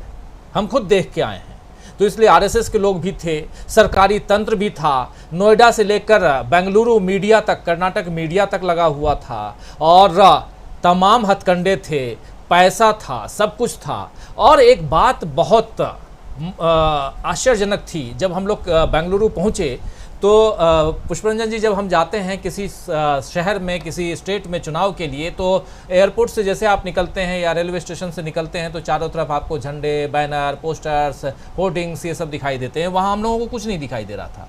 मतलब कई बार मैं प्रशांत जी से पूछता था कि क्या हम लोग सही राज्य में आए हैं, इसी राज्य में चुनाव है क्या? मतलब बिल्कुल कुछ भी नहीं, लगा ही नहीं कि कहीं कोई कुछ भी, मतलब एक शोरगुल नहीं पुष्परंजन जी, कुछ भी बोल नहीं। भी रहे थे अपने बाइक में जब वहाँ से। हाँ, कुछ भी नहीं। लेकिन लोगों से जब बात किया तो लोग ये कह रहे थे कि जिसके पास ये जिस कहते हैं ना, ऐसे ये समझते होंगे आप, ये मतलब जितना पैसा जिसके पास है वो सब पैसे, यानी ये चुनाव काफ़ी महंगा है, बहुत महंगा। दक्षिण का चुनाव काफ़ी महंगा होता है, तेलंगाना का चुनाव, आंध्र प्रदेश का चुनाव, कर्नाटक का चुनाव कहा जाता है बहुत महंगा चुनाव, तमिलनाडु का चुनाव काफ़ी महंगा होता है। यानी पैसे बांटे जाते हैं, पैसे उड़ाए जाते हैं मतदाताओं के बीच। यानी जो सत्ता में है वो विपक्षी दलों से ज़्यादा पैसा तो खर्च करेगा। तात्पर्य यह है, कहने का मकसद ये है कि हर ढंग से बीजेपी यहाँ चुनाव लड़ रही थी। आखिरी दौर पे प्रधानमंत्री नरेंद्र मोदी द केरला स्टोरी तक को ले आए, बजरंगबली की जय तक कह दिया, कितनी गालियां गिनाई ये तक कह दिया। और जब 2 साल 2.5 साल पहले इस चुनाव की शुरुआत बीजेपी ने की थी, तब हलाल, नकाब, हिजाब, अजान, फिर गौमांस, ये क्या क्या नहीं आया, ऐसी ये सब चुनाव की तैयारियां थी। उसके बाद भी इतनी बड़ी हार मायने तो रखता है ना पुष्परंजन जी? देखिए, किसी भी आयोजन को लेके हम ये सोच लें कि सब कुछ एक तरफ है, सब कुछ बहुत बढ़िया है, पूरी ताकत झोंक दी उन्होंने और उस ताकत में कहीं कोई छेद नहीं है, ये मानना थोड़ा सा मुश्किल सा होता है। आप वरुणा गए थे, उसी जगह की मैं बात से शुरू कर रहा हूँ मामले को। वहाँ पर आरएसएस के हिडन एजेंडे के लिए एच विश्वनाथ ने 15 अप्रैल को मैसूर में पत्रकारों को बुलाया था और संबोधित किया था कि वरुणा में जाके देखिए कि वहाँ आरएसएस किस तरह से हम लोगों के खिलाफ, बीजेपी के खिलाफ प्रचार कर रही है। बगल में वरुणा है, जाके देखिए। गए थे हम लोग, गए थे आप लोग? बिल्कुल। तो एक पार्षद जो वहाँ पर बीजेपी का है, वो इस तरह का बयान दे रहा है तो उस बयान में कुछ ना कुछ तो दम होगा। एक उदाहरण दे रहा हूँ, उस तरह के कई इलाकों में, खासकर तटीय इलाकों में कुछ अलग अलग पॉकेट की आपस की लड़ाई भी चल रही थी। बजरंग दल किसी भी हालत में आरएसएस से बड़ा नहीं हो, ये लड़ाई भी चल रही थी मंगलुरु में। तो इसे भी ध्यान रखने की आवश्यकता है। अब मैं आ रहा हूँ उस पक्ष पे जिससे लेके हम सोच रहे हैं कि विपक्ष की बड़ी एकता हो गई थी, विपक्ष बहुत ज़्यादा अखाड़े में जब कोई बड़ा पहलवान दूसरे बड़े पहलवान को जब पटकता है ना, तो छोटे छोटे पहलवान सोचते हैं अरे इसके कैंप में जाओ, तो हम सुरक्षित हैं। कर्नाटक में वही हुआ। अगर विपक्षी एकता की इतनी ही बात थी तो केजरीवाल के इतने सारे कैंडिडेट नहीं उतरते, मायावती ने नहीं उतारती अपने कैंडिडेट, लेफ्ट पार्टियां उसमें नहीं अपने अपने कैंडिडेट उतारती, और सारे एक्सपोज हो गए। जो रिजल्ट का रेशियो हम देख रहे हैं, नोटा का इनसे कहीं ज़्यादा है। कहीं कहीं तो लेफ्ट पार्टियां बिल्कुल ज़ीरो पे आउट हैं। तो कहाँ लेफ्ट हम यूनिटी की बात कर रहे हैं? विपक्षी यूनिटी की बात कांग्रेस उस अखाड़े में अपनी ताकत से लड़ रही थी।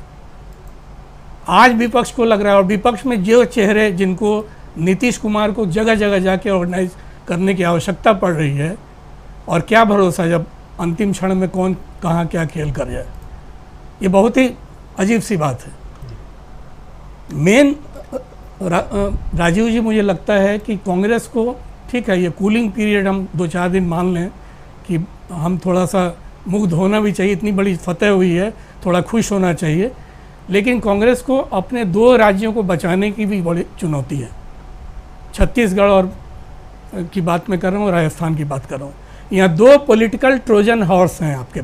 पॉलिटिकल ट्रोजन हॉर्स जानबूझ के इस शब्दावली का मैं इस्तेमाल कर रहा हूँ कि उसे कैसे फिल्टर करना है कांग्रेस को, ये सोचना पड़ेगा यहाँ दिल्ली में कि कैसे इन्हें रोका जाए। ये किसी भी बहाने से ट्रोजन हॉर्स कांग्रेस की गति को इन दोनों राज्यों में, बीजेपी निश्चित रूप से इसमें खेल रही है अपना, उसको देखने की ज़रूरत है। दूसरा, आज हम सोच लें कि बीजेपी का बहुत उसकी कमर टूट गई, वो कुछ नहीं करेंगे। शैतान बहुत जल्दी शांत नहीं होता है, ये ध्यान में रखने की आवश्यकता है। कर्नाटक में जो 2-4 चीज़ें हैं, करप्शन का जो कर्नाटक मॉडल था वो पूरे देश में है, उसे काउंटर करना है। और कांग्रेस ने जो लड़ाई लड़ी है उसका भी कर्नाटक मॉडल, उसे लेके कांग्रेस को आगे बढ़ना पड़ेगा। बीजेपी के जो रणनीतिकार हैं आज की तारीख में, उनको वो बेहोश हैं इस बात को लेके कि कैसे आगे चल के काउंटर करना है। वो वोकल से अब लोकल पे आना चाहते हैं कि बहुत ज़्यादा हम तो बोलते हैं, बकैती करते हैं, अब बकैती नहीं करनी है चुनाव में। अब हमें ज़मीन पे रह के जिनकी समस्याएं हैं, सारे सांसदों को अब ये कहने की तैयारी हो रही है कि आप जाइए क्षेत्र में और जाके लोकल समस्याओं को ढूंढिए, किसकी क्या शिकायत है उसको दूर कीजिए, नहीं तो टिकट नहीं, आप जाइए। सांसदों को अब जिम्मेदारी दिलाइए। और बाकी 4 इस साल हैं और 3 अगले साल विधानसभा चुनाव हैं। क्या वो नड्डा के नेतृत्व में लड़ा जाएगा? मुझे लगता है मोदी जी इस देश में संस्थाओं को कमज़ोर करते करते अपनी पार्टी के अध्यक्ष को भी कमज़ोर कर दिया, उस लायक ही नहीं छोड़ा उन्होंने। बीजेपी के सारे 1980 से लेके अब तक के जितने भी 11 चेहरे अध्यक्ष के पद पर रहे हैं, एक बंगारू लक्ष्मण को छोड़ दिया जाए क्योंकि वो दूसरे तरह के एग्जाम्पल हैं, करप्शन के भी वो प्रतीक हैं एक तरह से, तो बाकी में जितने मजबूत लगते हैं मुझे जेपी नड्डा के मुकाबले। जेपी नड्डा आज की तारीख में सबसे कमज़ोर भारतीय जनता पार्टी के अध्यक्ष माने जाएंगे, और उनको कमज़ोर करने वाला कोई और नहीं, स्वयं प्रधानमंत्री हैं। तो मजबूत अगर अध्यक्ष नहीं होता है तो भी मामला इनका गड़बड़ होता है। दूसरा ये कि आरएसएस के अंदर भी लीडरशिप में काफ़ी सारे अब मंथन का समय आ गया है। होसबोलो जी स्वयं वहीं के कर्नाटक के हैं, शिमोगा से। वो जब अपने आरएसएस के जो कार्यकर्ता हैं उनको एक्टिवेट नहीं कर पाए, उन पे भी सवाल उठना शुरू हो गया है। दूसरा, धर्मेंद्र प्रधान को चार्ज में दिया गया था कि आप चुनाव लड़वाइए वहाँ पर। दक्षिण के चार्ज में थे बीएल संतोष, जो कि कर्नाटक के ही हैं। तो क्या ये आगे भी चार्ज में इनके दक्षिण रहेगा, दक्षिण भारत रहेगा? क्या तेलंगाना उन्हीं के भरोसे लड़ा जाएगा? ये सारे बदलाव करने के मोड में अब बीजेपी आ चुकी है। तो ये हम सोच लें कि वो उसी पुराने ढर्रे पे चलेंगे। हाँ, आदत जल्दी जाती नहीं है। अमित शाह ने बहुत, एक देश का गृह मंत्री कहता है कि कांग्रेस का शासन आ जाएगा अगर कर्नाटक में तो दंगे होंगे। तो इससे भी सावधान रहने की ज़रूरत है। ये दंगाई चरित्र तो है, उस दंगाई चरित्र को कैसे काउंटर करना है, ये भी कांग्रेस के लिए बड़ी चुनौती है। जी राजीव जी। जी बिल्कुल, बहुत सारी चुनौतियां कांग्रेस के सामने, लेकिन उसके साथ साथ इस चुनाव ने, कर्नाटक के चुनाव ने भाजपा को, बीजेपी को तोड़ ज़रूर दिया है। और कहाँ से भाजपा टूटी है, कैसे टूटी है, कितना टूटी है, ये तो आने वाला वक्त बताएगा। लेकिन चुनाव इस देश में हमेशा हर साल होते रहते हैं। अभी इस चुनाव के बाद अगले चुनाव का आप इंतज़ार कीजिए, और जो चुनाव अभी कर्नाटक के संपन्न हुए हैं, समाप्त हुए हैं, उस चुनाव के बाद वहां सरकार गठन की तैयारियां चल रही हैं। कांग्रेस विधायक दल की इस वक्त बैठक चल रही है, और कौन मुख्यमंत्री बनेगा, इस सस्पेंस से पर्दा हटेगा जल्दी ही। लेकिन साथ साथ इसी चुनाव के साथ एक सुगबुगाहट विपक्षी एकता को मजबूत करने की तेज़ हो गई है। बहुत जल्दी हम पटना में विपक्षियों की एक बैठक देखने वाले हैं, उसमें भी उससे निकल कर क्या कुछ आता है उस पर भी नज़र रहेगी। तो नज़रें बहुत टिकी हुई हैं अलग अलग खबरों पे, और साथ साथ कर्नाटक के डीजीपी प्रवीण सूद, जिनको डीके शिव कुमार ने कहा था कि इनके ऊपर केस फाइल करना चाहिए, इनके खिलाफ FIR दर्ज होना चाहिए, उनको अब CBI का चीफ नियुक्त कर दिया गया है। ये एक खबर आप लोगों के तक पहुंचा रहा हूं। यानी अब कर्नाटक के DGP जो रिटायर होने वाले थे अगले साल 2024 में 2 साल के लिए दिल्ली में CBI चीफ रहेंगे, और केंद्र में और सामने है डीके शिव कुमार, सब कुछ। तो अब नज़रें टिकी हुई हैं सबकी सब पर, अलग अलग जगहों पे, अलग अलग चुनाव पे, और चर्चा हम करते रहेंगे। इस चर्चा को समाप्त करने से पहले बहुत धन्यवाद देना चाहता हूं, बहुत शुक्रिया अदा करना चाहता हूं प्रशांत टंडन जी, मीनू जैन जी आपको, प्रशांत जी आपको, डॉक्टर दीपक पाचपोर जी हमारे साथ जुड़े थे, प्रेम कुमार जी, अमलेंदु उपाध्याय जी, और साथ में इधर स्टूडियो में हमारे साथ जुड़े हुए हैं पुष्परंजन जी। आप सबको बहुत शुक्रिया, बहुत धन्यवाद। और आप तमाम दोस्त साथी